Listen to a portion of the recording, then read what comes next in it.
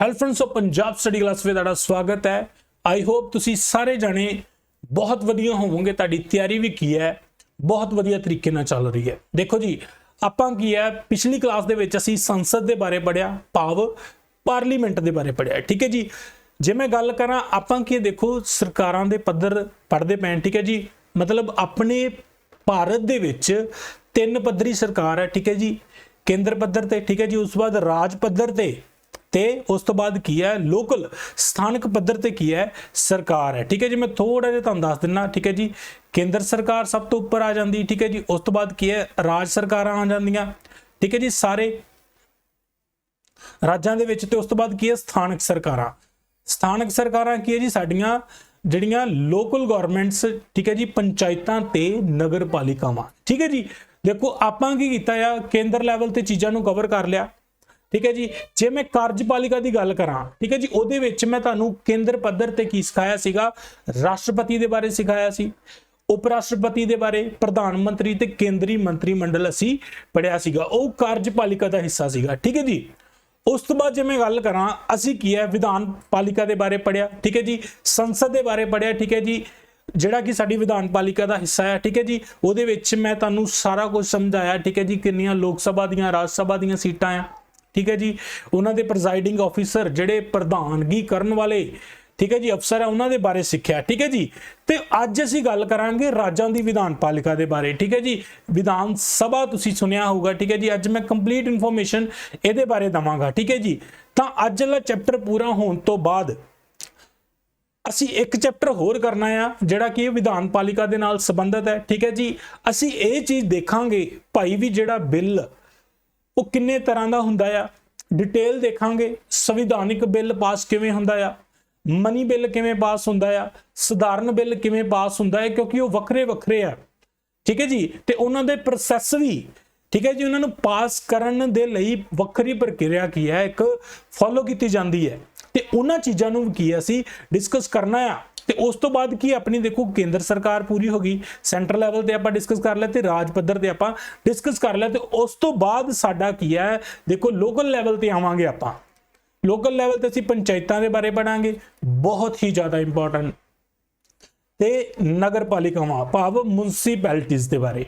ठीक है जी, ये चीज़ां जो कवर हो गई फिर असीं अपनी न्यायपालिका दे वल आवांगे। उहदे च असीं सुप्रीम कोर्ट के बारे पढ़ांगे, हाई कोर्ट के बारे पढ़ांगे, ते जिहड़ियां डिस्ट्रिक्ट कोर्ट, ठीक है, जिलियां दे विच हुंदियां उन्हां दे बारे पढ़ांगे। ते उस तो बाद पॉलिटी दे कुछ बहुत ही ज़्यादा इंपॉर्टेंट फैक्ट है जिहड़े, ठीक है जी, मैं तुहाडे नाल जरूर डिस्कस करने हैं, क्योंकि तुहानूं मैं सारा कुछ जो कवर करवा दिता।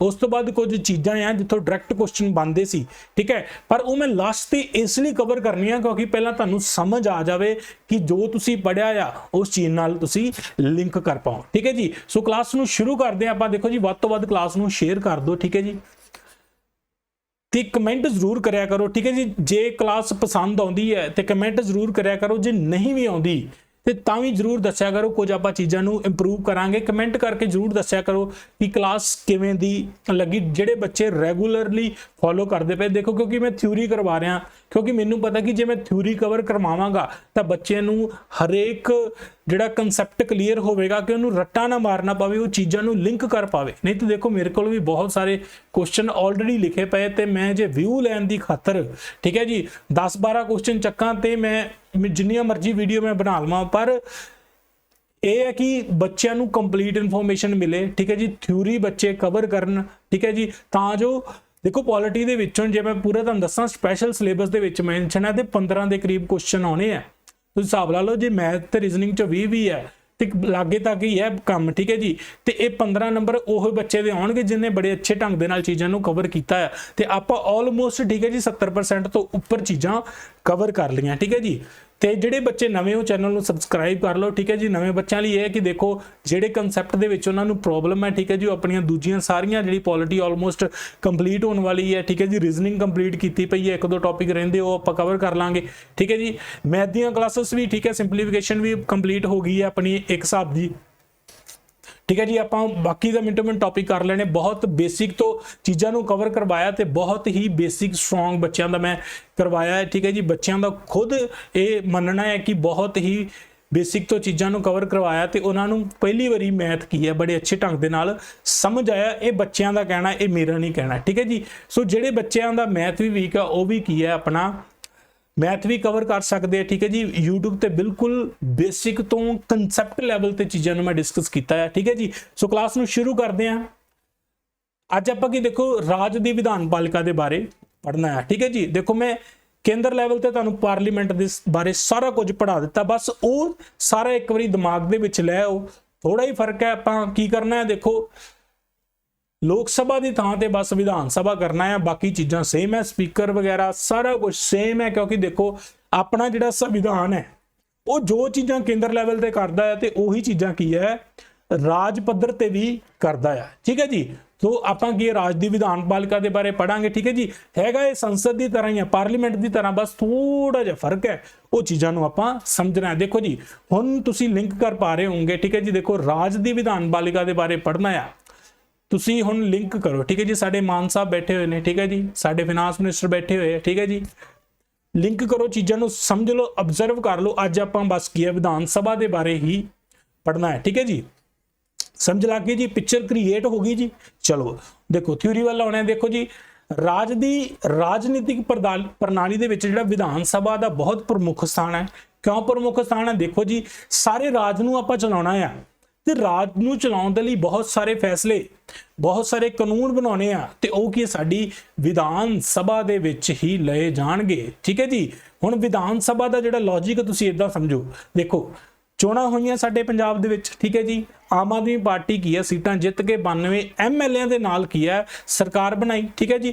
ਤਾਂ ਹੁਣ ਮੋਸਟਲੀ ਕੀ ਹੈ ਆਮ ਆਦਮੀ ਪਾਰਟੀ ਦੇ ਜਿਹੜੇ ਸਾਰੇ ਵਿਧਾਇਕ ਉਹ ਬੈਠੇ ਹੋਏ ਆ ਕਾਹਦੇ ਚ ਵਿਧਾਨ ਸਭਾ ਦੇ ਵਿੱਚ। ਹੁਣ ਲੋਕਾਂ ਨੇ ਵੋਟਾਂ ਪਾ ਕੇ ਇਹਨਾਂ ਨੂੰ ਭੇਜਤਾ ਤੇ ਅੱਗੇ ਫੈਸਲੇ ਕੀ ਹੈ ਹੁਣ ਇਹਨਾਂ ਨੇ ਪੰਜਾਬ ਦੇ ਸੰਬੰਧ ਵਿੱਚ ਲੈਣੇ ਆ। ਸਮਝ ਆ ਗਈ ਜੀ। ਚਲੋ ਅੱਗੇ ਵਧਦੇ, ਠੀਕ ਹੈ ਜੀ। ਦੇਖੋ ਸੰਵਿਧਾਨ ਦੇ ਭਾਗ 6 ਵਿੱਚ ਆਰਟੀਕਲ 168 ਤੋਂ ਲੈ ਕੇ 212 ਤੱਕ ਇਹਦੀ ਸੰਰਚਨਾ, ਕੰਪੋਜੀਸ਼ਨ, ਸੰਗਠਨ, ਆਰਗੇਨਾਈਜੇਸ਼ਨ, ਕਾਰਜਕਾਰੀ, ਠੀਕ ਹੈ ਜੀ, ਅਫਸਰ ਤੇ ਪ੍ਰਕਿਰਿਆਵਾਂ ਜਿਹੜੀਆਂ ਫੋਲੋ ਹੁੰਦੀਆਂ ਆ ਉਹਨਾਂ ਦੇ ਨਾਲ ਸੰਬੰਧਿਤ ਹੈ, ਠੀਕ ਹੈ ਜੀ। ਇਹ ਕੁਐਸਚਨ ਹੁਣ ਤਾਂ ਤੁਹਾਡਾ ਜਿਹੜਾ ਮੇਰੇ ਹਿਸਾਬ ਦੇ ਨਾਲ ਚੀਜ਼ਾਂ ਨੂੰ ਯਾਦ ਕਰਨ ਦਾ ਤਰੀਕਾ ਬਦਲ ਗਿਆ ਹੋਊਗਾ ਵੀ ਕਿਹੜਾ ਕੁਐਸਚਨ ਕਿੱਥੋਂ ਬਣਨਾ ਹੈ, ਉਹ ਆਟੋਮੈਟਿਕਲੀ ਤੁਸੀਂ ਕੀ ਹੈ ਹੁਣ ਸਮਝਦੇ ਜਾਣਾ ਆ, ਠੀਕ ਹੈ ਜੀ। ਬਹੁਤ ਕਵਰ ਕਰਵਾਤਾ ਤੁਹਾਨੂੰ ਮੈਂ, ਠੀਕ ਹੈ ਜੀ। ਦੇਖੋ ਸੰਸਦ ਦੀ ਤਰ੍ਹਾਂ ਹੀ ਹੈ ਪਰ ਕੁਝ ਚੀਜ਼ਾਂ ਦੇ ਵਿੱਚ ਫਰਕ ਹੈ।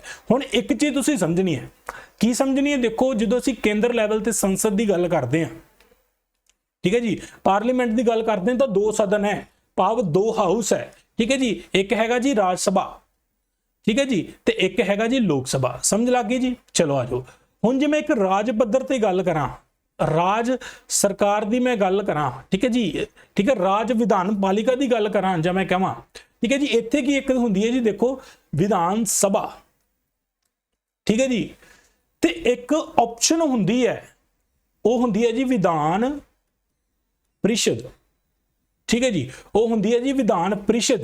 ਹੁਣ ਦੇਖੋ ਸੰਸਦ ਦੀ ਜੇ ਪਾਰਲੀਮੈਂਟ ਦੀ ਗੱਲ ਕਰਾਂ ਤਾਂ ਉੱਥੇ ਦੋ ਹਾਊਸ ਆਪਣੀ ਰਾਜ ਸਭਾ ਤੇ ਲੋਕ ਸਭਾ। ਲੋਕ ਸਭਾ ਦੇ ਜਿਹੜੇ ਮੈਂਬਰ ਹੈ ਉਹ ਵੋਟਾਂ ਪਾ ਕੇ ਸਿੱਧੇ ਚੁਣੇ ਜਾਂਦੇ, ਜਿਹਨੂੰ ਅਸੀਂ MP ਕਹਿ ਦਿੰਦੇ, ਮੈਂਬਰ ਆਫ ਪਾਰਲੀਮੈਂਟ ਕਹਿ ਦਿੰਦੇ ਆ। ਉਹ ਸਾਰੀਆਂ ਚੀਜ਼ਾਂ ਮੈਂ ਤੁਹਾਨੂੰ ਸਮਝਾਈਆਂ, ਜਿਵੇਂ ਆਪਣੇ ਪ੍ਰਧਾਨ ਮੰਤਰੀ ਨਰਿੰਦਰ ਮੋਦੀ ਜੀ ਆਪਾਂ ਕੀ ਹੈ ਡਾਇਰੈਕਟ ਲੋਕਾਂ ਨੇ ਵੋਟਾਂ ਪਾ ਕੇ ਜਦੋਂ ਲੋਕ ਸਭਾ ਦੀਆਂ ਚੋਣਾਂ ਹੁੰਦੀਆਂ ਤੇ ਚੁਣ ਕੇ ਭੇਜਦੇ ਆ, ਠੀਕ ਹੈ ਜੀ। ਲੋਕ ਸਭਾ ਹੁਣ ਸੇਮ ਜੋ ਰੋਲ ਲੋਕ ਸਭਾ ਦਾ ਕੇਂਦਰ ਪੱਧਰ ਤੇ ਹੁੰਦਾ ਆ ਉਹੀ ਰੋਲ ਵਿਧਾਨ ਸਭਾ ਦਾ ਕੀ ਹੈ ਰਾਜ ਪੱਧਰ ਤੇ ਹੁੰਦਾ ਹੈ। ਸਮਝ ਗਏ ਜੀ।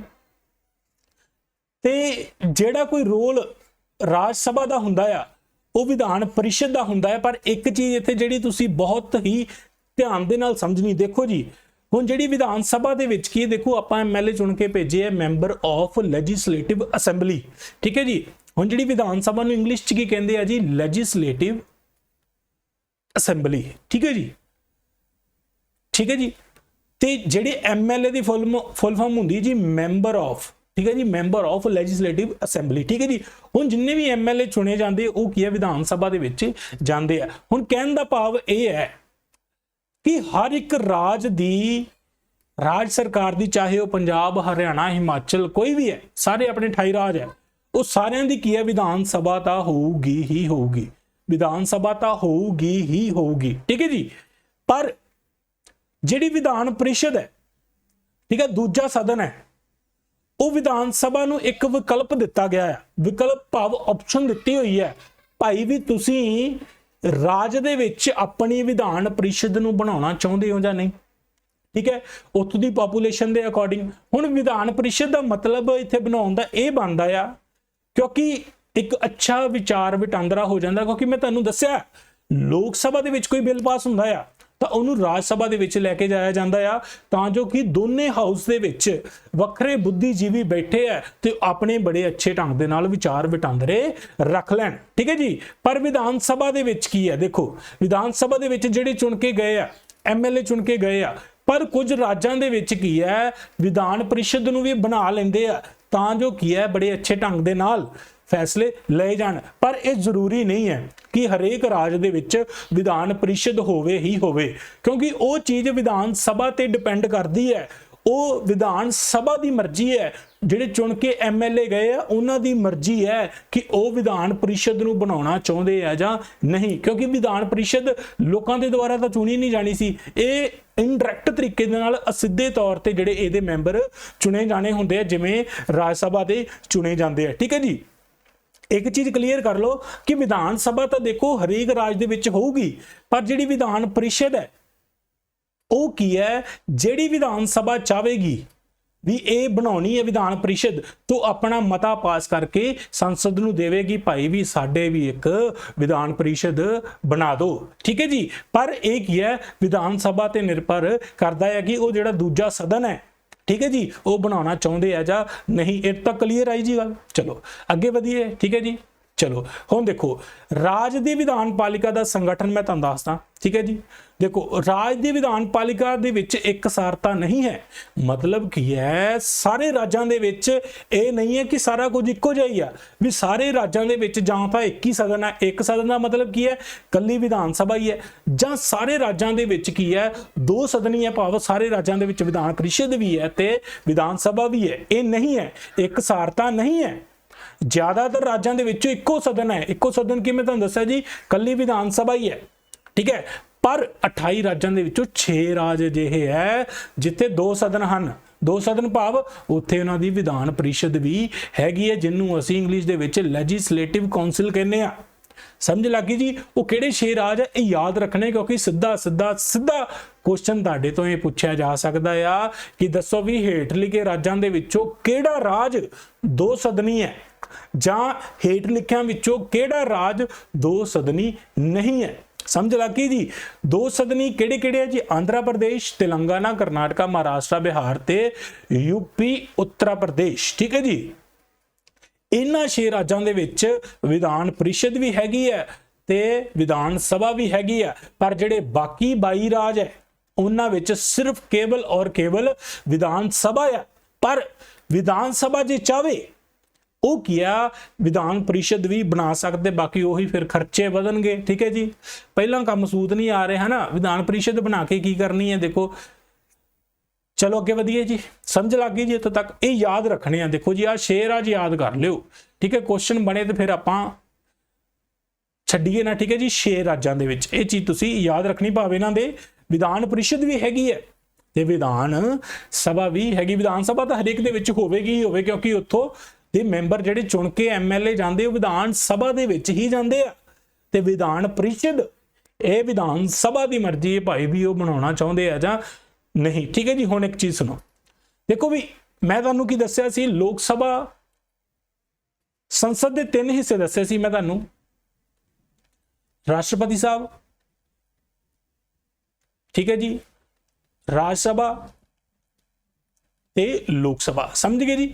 ਸੰਸਦ ਦੇ 3 ਹਿੱਸੇ ਸੀਗੇ। ਠੀਕ ਹੈ ਜੀ। ਸਮਝ ਲੱਗ ਗਈ ਜੀ। ਕਿਉਂ? ਜੇ ਕੋਈ ਬਿੱਲ ਲੋਕ ਸਭਾ ਚ ਪਾਸ ਹੋ ਗਿਆ ਰਾਜ ਸਭਾ ਚ ਜਾਵੇਗਾ ਤੇ ਰਾਜ ਸਭਾ ਦੋਵੇਂ ਪਾਸ ਕਰਕੇ ਫਿਰ ਸਾਡੇ ਰਾਸ਼ਟਰਪਤੀ ਸਾਹਿਬ ਕੋਲ ਜਾਏਗਾ, ਭਾਈ ਵੀ ਮੋਹਰ ਲਾ ਦਿਓ ਤੇ ਇਹਨੂੰ ਬਿੱਲ ਨੂੰ ਕਰ ਦਿਓ ਪਾਸ। ਇਹ ਸੀਗਾ ਸਾਡਾ ਕੇਂਦਰ ਪੱਧਰ ਤੇ ਸਟਰਕਚਰ।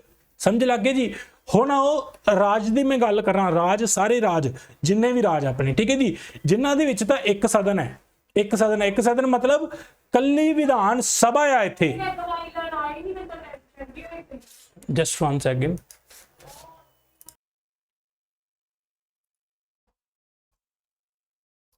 तो आप गल करते पे केंद्र पद्धर ते, ठीक है, जिहड़ा साडा संसद है, ठीक है जी, ਉਹਦੇ 3 हिस्से है, ठीक है जी, राष्ट्रपति, राज सभा ते लोक सभा, ठीक है जी। हुण जे मैं विधान सभा की गल करा, ठीक है जी। ਜਿਹੜੇ ਸਾਡੇ 22 ਰਾਜ ਹੈ, ठीक है जी, ਉਹਨਾਂ ਵਿੱਚ ਮੈਂ ਤੁਹਾਨੂੰ ਦੱਸਿਆ ਕਿ ਇੱਕ ਸਦਨ ਹੈ ਤੇ ਉਹਦਾ ਹਿੱਸਾ ਕੌਣ ਕੌਣ ਹੈ ਜੀ? ਰਾਜਪਾਲ, ठीक है जी, ਰਾਜਪਾਲ ਤੇ ਆਪਣਾ ਕੀ ਹੈ ਵਿਧਾਨ ਸਭਾ, ठीक है जी। ਇਹਨੂੰ ਜਾਂ ਸਮਝ ਲਓ ਕਿ ਰਾਜ ਕਾਰਜ ਆਪਣੀ ਰਾਜ ਵਿਧਾਨ ਪਾਲਿਕਾ, ठीक है जी, ਰਾਜ ਵਿਧਾਨ ਪਾਲਿਕਾ, ठीक है जी।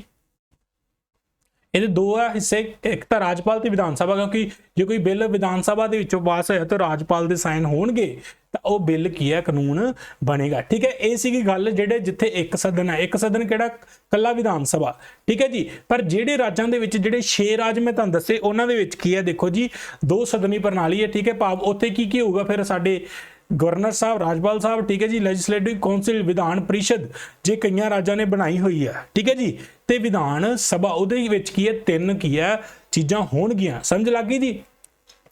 ਚਲੋ ਅੱਗੇ ਚਲੀਏ, ठीक है जी। ਬਾਕੀ ਦੇਖੋ ਇੱਕ ਚੀਜ਼ ਤੁਸੀਂ ਇਹ ਸਮਝ ਲਓ, ਲਿੰਕ ਕਰਨ ਦੇ ਲਈ ਇਹ ਚੀਜ਼ ਸਮਝ ਲਓ ਕਿ ਦੇਖੋ ਰਾਜਪਾਲ ਕੀ ਹੈ, ਦੇਖੋ ਰਾਸ਼ਟਰਪਤੀ ਦਾ ਕੰਮ ਕਰਦੇ ਆ, ठीक है जी। ਲੋਕ ਸਭਾ ਕੀ ਹੈ ਦੇਖੋ ਇੱਥੇ ਵਿਧਾਨ ਸਭਾ ਦਾ ਕੰਮ ਕਰਦੀ ਹੈ, ठीक है, ਮਤਲਬ ਸੇਮ ਕੰਮ। ਤੇ ਰਾਜ ਸਭਾ ਵਾਂਗੂ ਕੀ ਹੈ ਇੱਥੇ ਵਿਧਾਨ ਪ੍ਰੀਸ਼ਦ ਹੁੰਦੀ ਹੈ, ठीक है जी, ਵਿਧਾਨ ਪ੍ਰੀਸ਼ਦ। ਸਮਝ ਗਏ ਜੀ? ਇਹ ਚੀਜ਼ ਨੂੰ ਤੁਸੀਂ ਲਿੰਕ ਕਰਨਾ ਹੈ, ठीक है जी। ਅੱਗੇ ਆ ਜਾਓ। ਹੁਣ ਦੇਖੋ ਜੇ ਮੈਂ ਗੱਲ ਕਰਾਂ, ਦੇਖੋ ਜੀ ਵਿਧਾਨ ਪ੍ਰੀਸ਼ਦ ਨੂੰ ਕੀ ਕਹਿੰਦੇ ਆ? ਲੈਜਿਸਲੇਟਿਵ ਕਾਉਂਸਲ, ਤੇ ਇਹਨੂੰ ਅਪਰ ਹਾਊਸ ਵੀ ਕਹਿੰਦੇ ਆ, ਉੱਚਾ ਸਦਨ ਵੀ ਕਹਿੰਦੇ ਤੇ ਸੈਕੰਡ ਚੈਂਬਰ ਵੀ ਕਹਿੰਦੇ। ਤੇ ਇਹ ਸਾਰੀਆਂ ਚੀਜ਼ਾਂ ਕਿਹਦੇ ਲਈ ਵਰਤੀਆਂ ਜਾਂਦੀਆਂ ਸੀ? ਕੇਂਦਰ ਸਰਕਾਰ 'ਚ ਰਾਜ ਸਭਾ ਦੇ ਲਈ, ਠੀਕ ਹੈ ਜੀ। ਜਦ ਕਿ ਵਿਧਾਨ ਸਭਾ ਨੂੰ ਕਹਿੰਦੇ ਲੋਅਰ ਹਾਊਸ, ਫਸਟ ਚੈਂਬਰ ਤੇ ਪਪੂਲਰ ਹਾਊਸ ਕਹਿੰਦੇ। ਤੇ ਉਦੋਂ ਉੱਥੇ ਕਿਹਨੂੰ ਕਹਿੰਦੇ ਸੀ? ਲੋਕ ਸਭਾ ਨੂੰ ਕਹਿੰਦੇ ਸੀ, ਠੀਕ ਹੈ ਜੀ। ਇਸ ਚੀਜ਼ ਨੂੰ ਤੁਸੀਂ ਧਿਆਨ ਦੇ ਵਿੱਚ ਰੱਖਣਾ, ਠੀਕ ਹੈ ਜੀ। ਮੈਂ ਤੁਹਾਨੂੰ ਇਹ ਗੱਲ ਦੱਸੀ ਸੀਗੀ ਕਿ ਸੰਵਿਧਾਨ ਦੇਖੋ ਵਿਧਾਨ ਪ੍ਰੀਸ਼ਦ ਨੂੰ ਬਣਾਉਣ ਦੇ ਲਈ ਇੱਕ ਵਿਕਲਪ ਦਿੰਦਾ ਆ, ਬਣਾਉਣ ਜਾਂ ਖਤਮ ਕਰਨ ਦੇ ਲਈ ਵਿਕਲਪ ਦਿੰਦਾ ਆ, ਵਿਧਾਨ ਸਭਾ ਤੇ ਡਿਪੈਂਡ ਕਰਦਾ ਆ ਵੀ ਦੇਖੋ ਜਿਹੜੇ ਰਾਜ ਵਿੱਚ ਤਾਂ ਨਹੀਂ ਹੈਗੀ ਤੇ ਵਿਧਾਨ ਸਭਾ ਮਤਾ ਪਾਸ ਕਰਕੇ ਕੀ ਕਹਿ ਸਕਦੀ ਹੈ ਕਿ ਇੱਥੇ ਬਣਾ ਦਿਓ ਭਾਈ, ਠੀਕ ਹੈ। ਤੇ ਜਿਹੜੇ ਰਾਜ ਦੇ ਵਿੱਚ ਹੈਗੀ ਆ ਤੇ ਜੇ ਵਿਧਾਨ ਸਭਾ ਨੂੰ ਦੇਖੋ ਜੀ ਲੱਗਦਾ ਹੈ ਕਿ ਇਹਦਾ ਕੋਈ ਕੰਮ ਨਹੀਂ ਹੈਗਾ, ਬਿਨਾਂ ਵਜ੍ਹਾ ਦੇ ਖਰਚਾ ਹੀ ਹੈ ਪੈਂਦਾ, ਠੀਕ ਹੈ, ਤੇ ਵਿਧਾਨ ਸਭਾ ਫਿਰ ਵੀ ਮਤਾ ਪਾਸ ਕਰਕੇ ਸੰਸਦ ਨੂੰ ਇਹ ਭੇਜ ਸਕਦੀ ਭਾਈ ਵੀ ਇਹਨੂੰ ਖਤਮ ਕਰ ਦਿਓ, ਠੀਕ ਹੈ ਜੀ, ਗੱਲ ਖਤਮ, ਠੀਕ ਹੈ ਜੀ। ਦੇਖੋ ਹੁਣ ਇੱਕ ਚੀਜ਼ ਤੁਸੀਂ ਨੋਟ ਕਰਨੀ ਇੱਥੇ, देखो जेकर राज की विधान सभा आर्टिकल 169 ये याद रखना, क्योंकि ये तहत ही आप विधान परिषद नूं बना सकते हैं ते विधान परिषद नूं खत्म कर सकते हैं। आर्टिकल 169 के तहत ये याद रखना भी जेकर कोई राज विधान सभा चाहे विधान परिषद नूं बनाउणा तां 100 आर्टिकल 69 दे, ठीक है जी, 169 के तहत ही बना सकते हैं, तो जे किसी हैगी तो खत्म कर सकते हैं, ठीक है जी। पर एक चीज़ तुसीं याद रखनी कि ये वाली जिहड़ी जो भी सोध करनी है वो आर्टिकल 368 के अधीन नहीं बननी, क्योंकि बाकी जो संविधान आप सोध करते हैं वो 368 के अंदर ही करते हैं, पर जोड़ा ये वाली चीज़ 169 के अंदर ही मनी जाएगी, 68 के अंदर नहीं मनी जाएगी, ठीक है। ये क्लीयर तुसी क्लैरिटी रखनी, क्योंकि जोड़ा हुण मैं इस तो बाद क्लास आऊगी ਉਹਦੇ ਵਿੱਚ मैं ਤੁਹਾਨੂੰ ਇਹ ਪ੍ਰੋਸੈਸ ਸਿਖਾਉਣਾ ਕਿ ਜਦੋਂ ਅਸੀਂ ਸੰਵਿਧਾਨ ਦੇ ਵਿੱਚ ਸੋਧ ਕਰਨੀ ਹੈ ਉਹ ਕਿਵੇਂ ਹੋ ਸਕਦੀ ਹੈ, ਠੀਕ ਹੈ ਜੀ। ਦੇਖੋ ਪੰਜਾਬ ਦੇ ਵਿੱਚ 1969 ਤੋਂ ਪਹਿਲਾਂ ਵਿਧਾਨ ਪ੍ਰੀਸ਼ਦ ਹੈਗਾ ਸੀਗਾ ਤੇ ਇਹ ਕੁਐਸਚਨ ਵੀ ਪੁੱਛਿਆ ਗਿਆ ਸੀ ਆਈ ਥਿੰਕ ਪਿਛਲੇ ਤੁਹਾਡੇ ਪੇਪਰ ਦੇ ਵਿੱਚ ਕਿ ਪੰਜਾਬ ਦੀ ਲੈਜਿਸਲੇਟਿਵ ਕਾਉਂਸਲ ਨੂੰ ਭਾਵ ਪੰਜਾਬ ਦੀ ਵਿਧਾਨ ਪ੍ਰੀਸ਼ਦ ਨੂੰ ਕਦੋਂ ਖਤਮ ਕੀਤਾ ਤਾਂ 1969 ਦੇ ਵਿੱਚ ਇਹਨਾਂ ਨੇ ਖਤਮ ਕਰਦਾ ਭਾਈ ਵੀ ਕੋਈ ਲੋੜ ਨਹੀਂ ਤੁਹਾਡੀ ਤੁਸੀਂ ਇਹਨੂੰ ਕਿਹਾ ਖਤਮ ਕਰੋ, ਠੀਕ ਹੈ ਜੀ। ਚਲੋ ਅੱਗੇ ਚੱਲੀਏ। ਹੁਣ ਦੇਖੋ ਇਹਨਾਂ ਦੀ ਸੰਰਚਨਾ ਦੇਖਦੇ ਹਾਂ। ਦੇਖੋ ਮੈਂ ਤੁਹਾਨੂੰ ਦੱਸਿਆ ਕਿ ਵਿਧਾਨ ਸਭਾ ਦੇ ਸਿੱਧੇ ਤੌਰ ਤੇ ਚੁਣੇ ਜਾਂਦੇ, ਠੀਕ ਹੈ ਜੀ। ਹੁਣ ਜਿਵੇਂ ਆਪਾਂ ਆਮ ਆਦਮੀ ਪਾਰਟੀ ਚੁਣ ਕੇ ਭੇਜੀ ਹੈ, ਠੀਕ ਹੈ ਜੀ, 92 MLA ਆ ਤੇ ਉਹ ਸਿੱਧੀਆਂ ਲੋਕਾਂ ਨੇ ਵੋਟਾਂ ਪਾਈਆਂ ਤੇ ਵਿਧਾਨ ਸਭਾ ਦੇ ਵਿੱਚ ਭੇਜਤੀਆਂ, ਠੀਕ ਹੈ। ਦੂਜੀ ਗੱਲ ਆਉਂਦੀ ਗਿਣਤੀ ਦੀ, ਸੀਟਾਂ ਦੀ। ਤਾਂ ਦੇਖੋ ਜੀ ਮੈਂ ਤੁਹਾਨੂੰ ਦੱਸਿਆ ਕਿ ਹਰੇਕ ਰਾਜ ਦੀ ਜਿਹੜੀ ਆਬਾਦੀ ਕੀ ਹੈ ਵੱਖੋ ਵੱਖਰੀ ਹੈ। ਯੂਪੀ ਦੇ ਵਿੱਚ ਹੁਣ ਦੇਖੋ ਵੀ ਕਿੰਨੀ ਜਨਸੰਖਿਆ, ਠੀਕ ਹੈ, ਪੰਜਾਬ ਦੀ ਕਿੰਨੀ ਹੈ ਉਹ ਵੀ ਤੁਹਾਨੂੰ ਪਤਾ ਹੈ, ਠੀਕ ਹੈ ਜੀ।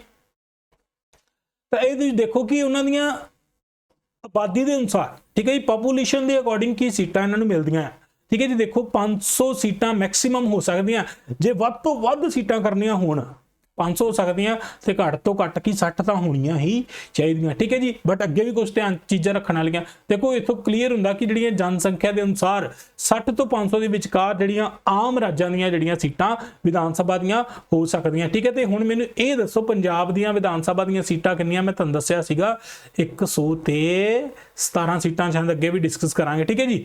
117 सीटां क्वेश्चन कई बारी बनया है, ठीक है जी। पर देखो अरुणाचल प्रदेश, सिक्किम, गोवा दियां घट्टो घट्ट सीटां 30 हो सकदियां क्योंकि जनसंख्या घट आ, घट्टो घट्ट इन्हां दियां 30 भी हो सकदियां, बट बाकी राज्यां दे विच 60 तो घट नहीं होणियां चाहीदियां, ठीक है जी। उस तो बाद जे मैं गल करां मिजोरम दियां घट्टो घट्ट 40 हो सकदियां क्योंकि इन्हां दी पापूलेशन बाकी राज्यां दे आपां जे कंपैरिजन दे विच देखीए तां थोड़ी घट जांदी है, तो ठीक है। तो उत्थे फिर धक्का तां कर नहीं सकदे बई भी इन्नियां तो 60 तो 60 करके दिखाओ, तां नागालैंड दे विच घट्टो घट्ट सीटां 46 हो सकदियां, ठीक है। सो वैसे मैं लिखता ज़्यादा इंपॉर्टेंट नहीं है क्योंकि पंजाब के रिलेटेड है, तो पंजाब के रिलेटेड ही पूछा जाएगा।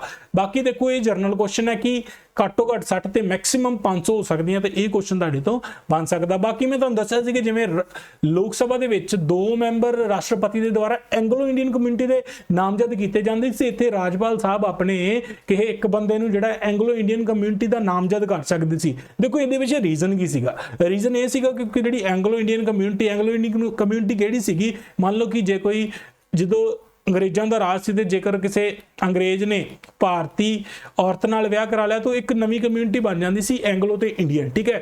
जां कह लो कि बाहरली औरत ने, अंग्रेजी औरत ने भारती जिहड़ा व्यक्ति दे नाल अपना मर्द नाल विआह करा लिया तो एक एंगलो कम्यूनिटी बन गई, ठीक है जी, उन्हां दी वक्री कम्यूनिटी बन गई।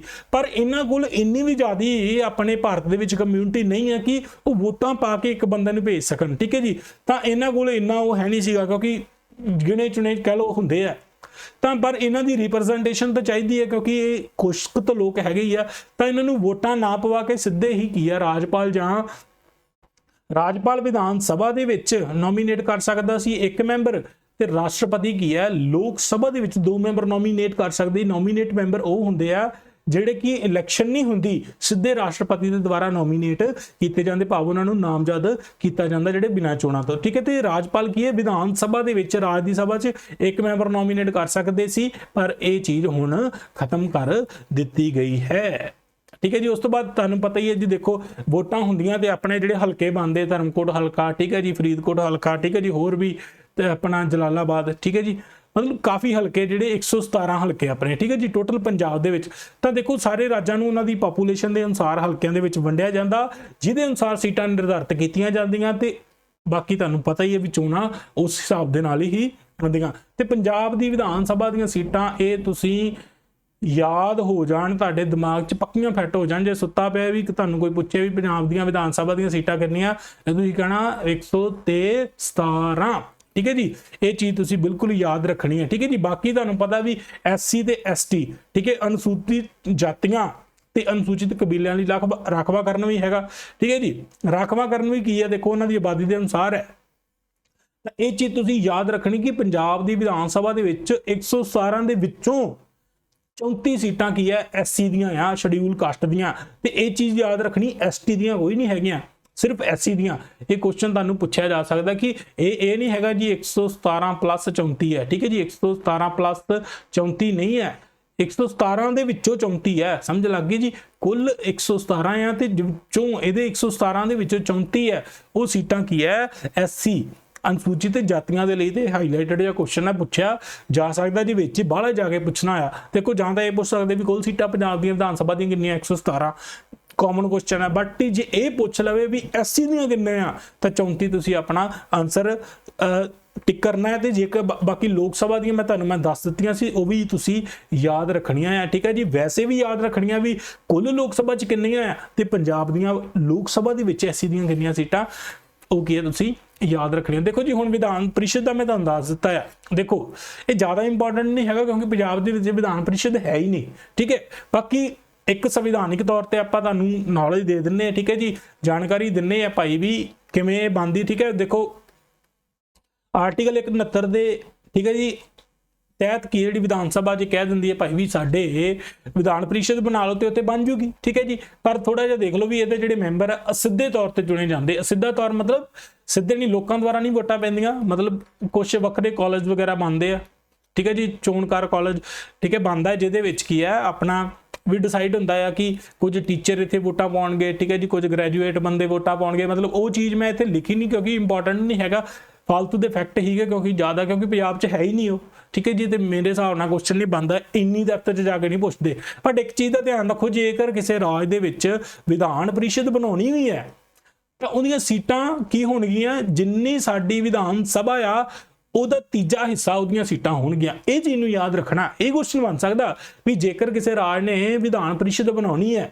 ਤਾਂ ਉਹਦੀਆਂ ਸੀਟਾਂ ਕਿੰਨੀਆਂ ਹੋਣਗੀਆਂ, 1/3 ਹਿੱਸਾ। ਮਤਲਬ ਕਿਸੇ ਰਾਜ ਦੀਆਂ ਜੇ 300 ਸੀਟਾਂ ਆ ਤਾਂ 100 ਸੀਟਾਂ ਦਾ ਉਹਦਾ ਤੀਜਾ ਹਿੱਸਾ ਵਿਧਾਨ ਪਰਿਸ਼ਦ ਦਾ ਬਣੇਗਾ, ਤੀਜਾ ਹਿੱਸਾ ਬਣੇਗਾ। ਸਮਝ ਲੱਗ ਗਈ ਜੀ?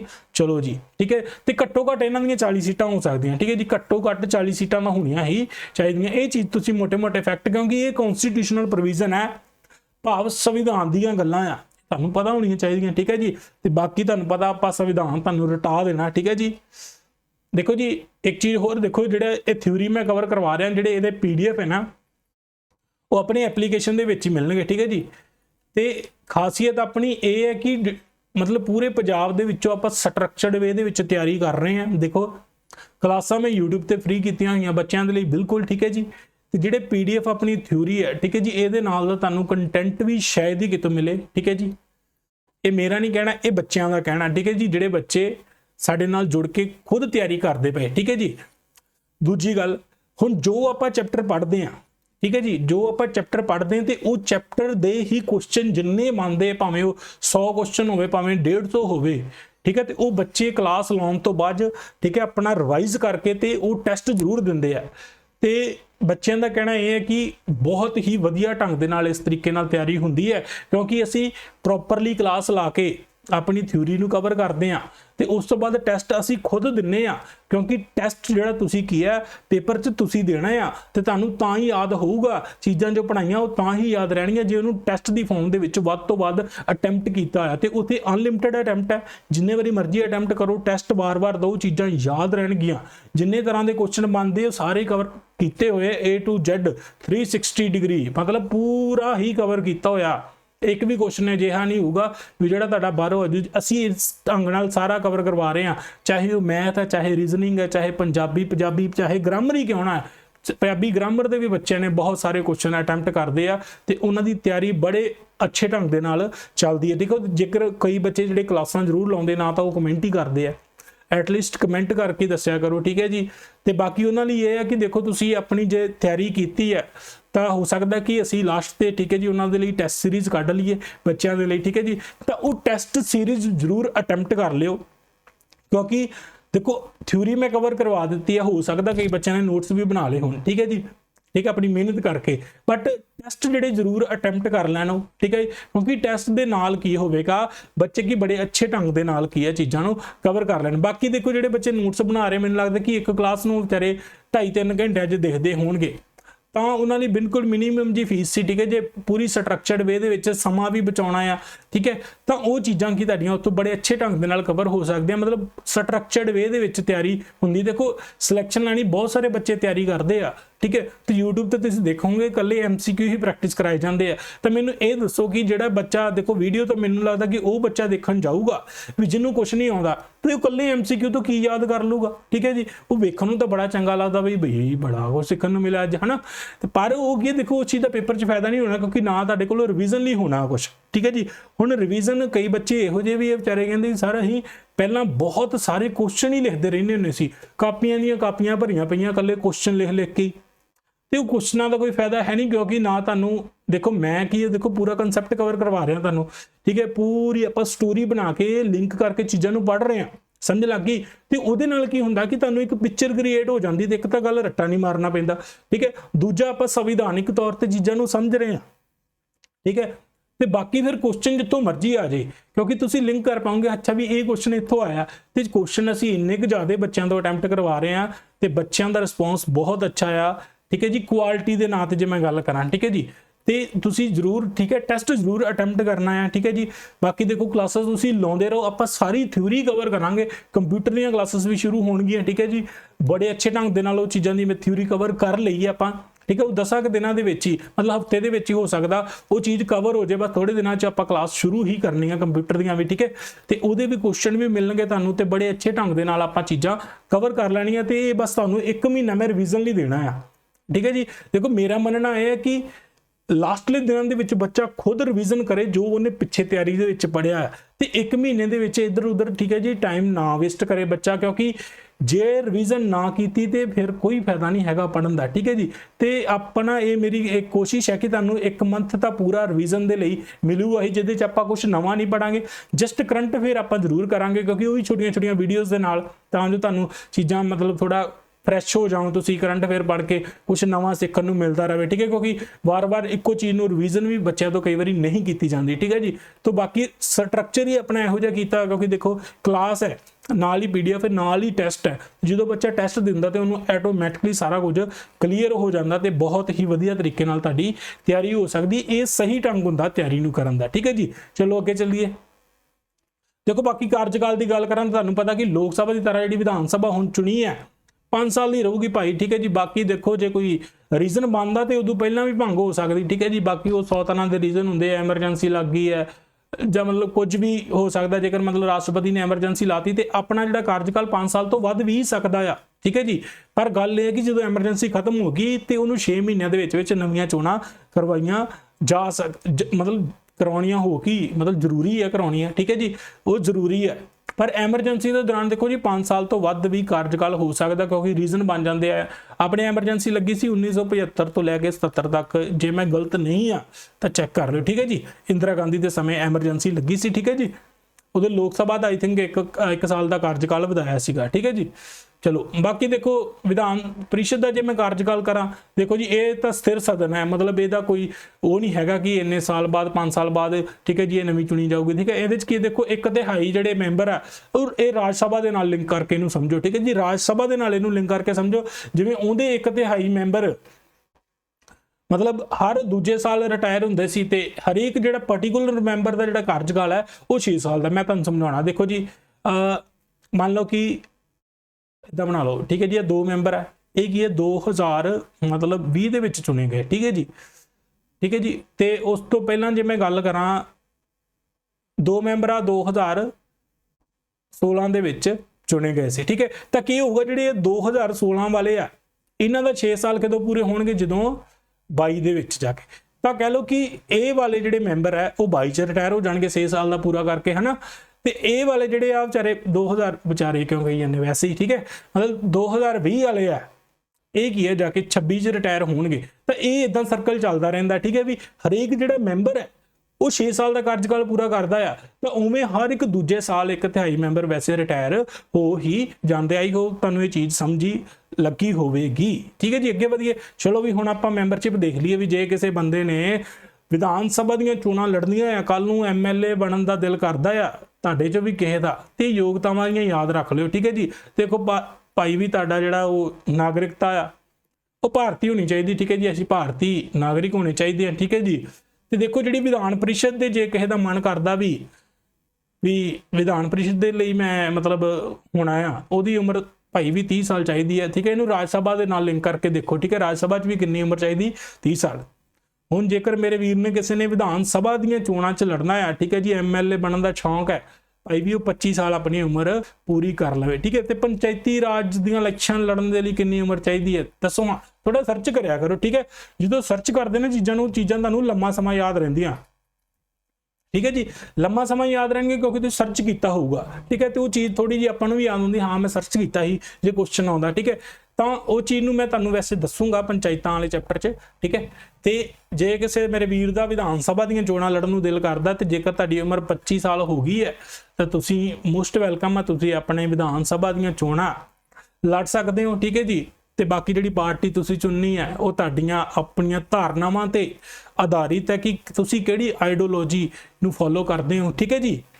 ਉਹ ਤੁਹਾਡਾ ਪਰਸਨਲੀ ਮੈਟਰ। ਦੇਖੋ ਯੋਗਤਾਵਾਂ ਦੇ ਵਿੱਚ ਕੀ ਦੇਖੋ ਬਹੁਤ ਸਾਰੀਆਂ ਗੱਲਾਂ ਆ, ਠੀਕ ਹੈ। ਵੀ ਉਹ ਅਨਸਾਊਂਡ ਮਾਈਂਡ ਹੋ ਜਾਏ, ਵੀ ਉਹਨੂੰ ਅਕਲ ਬੁੱਧੀ ਨਾ ਰਵੇ, ਠੀਕ ਹੈ ਜੀ, ਪਾਗਲ ਹੋ ਜਾਵੇ, ਤਾਂ ਉਹ ਡਿਸਕੁਆਲੀਫਾਈ ਕੀਤਾ ਜਾਊਗਾ ਭਾਈ ਵੀ, ਕਿਉਂਕਿ ਜਿਹੜੇ ਬੰਦੇ ਨੂੰ ਆਪਦਾ ਆਪਣੀ ਸੰਭਾਲਣਾ ਆਉਂਦਾ ਤੇ ਉਹ ਇੱਕ ਹਨਾ ਆਪਣੇ ਹਲਕੇ ਦੇ ਪ੍ਰਤੀ ਕਿਵੇਂ ਫੈਸਲਾ ਲੈ ਸਕਦਾ, ਠੀਕ ਹੈ ਜੀ, ਹਨਾ।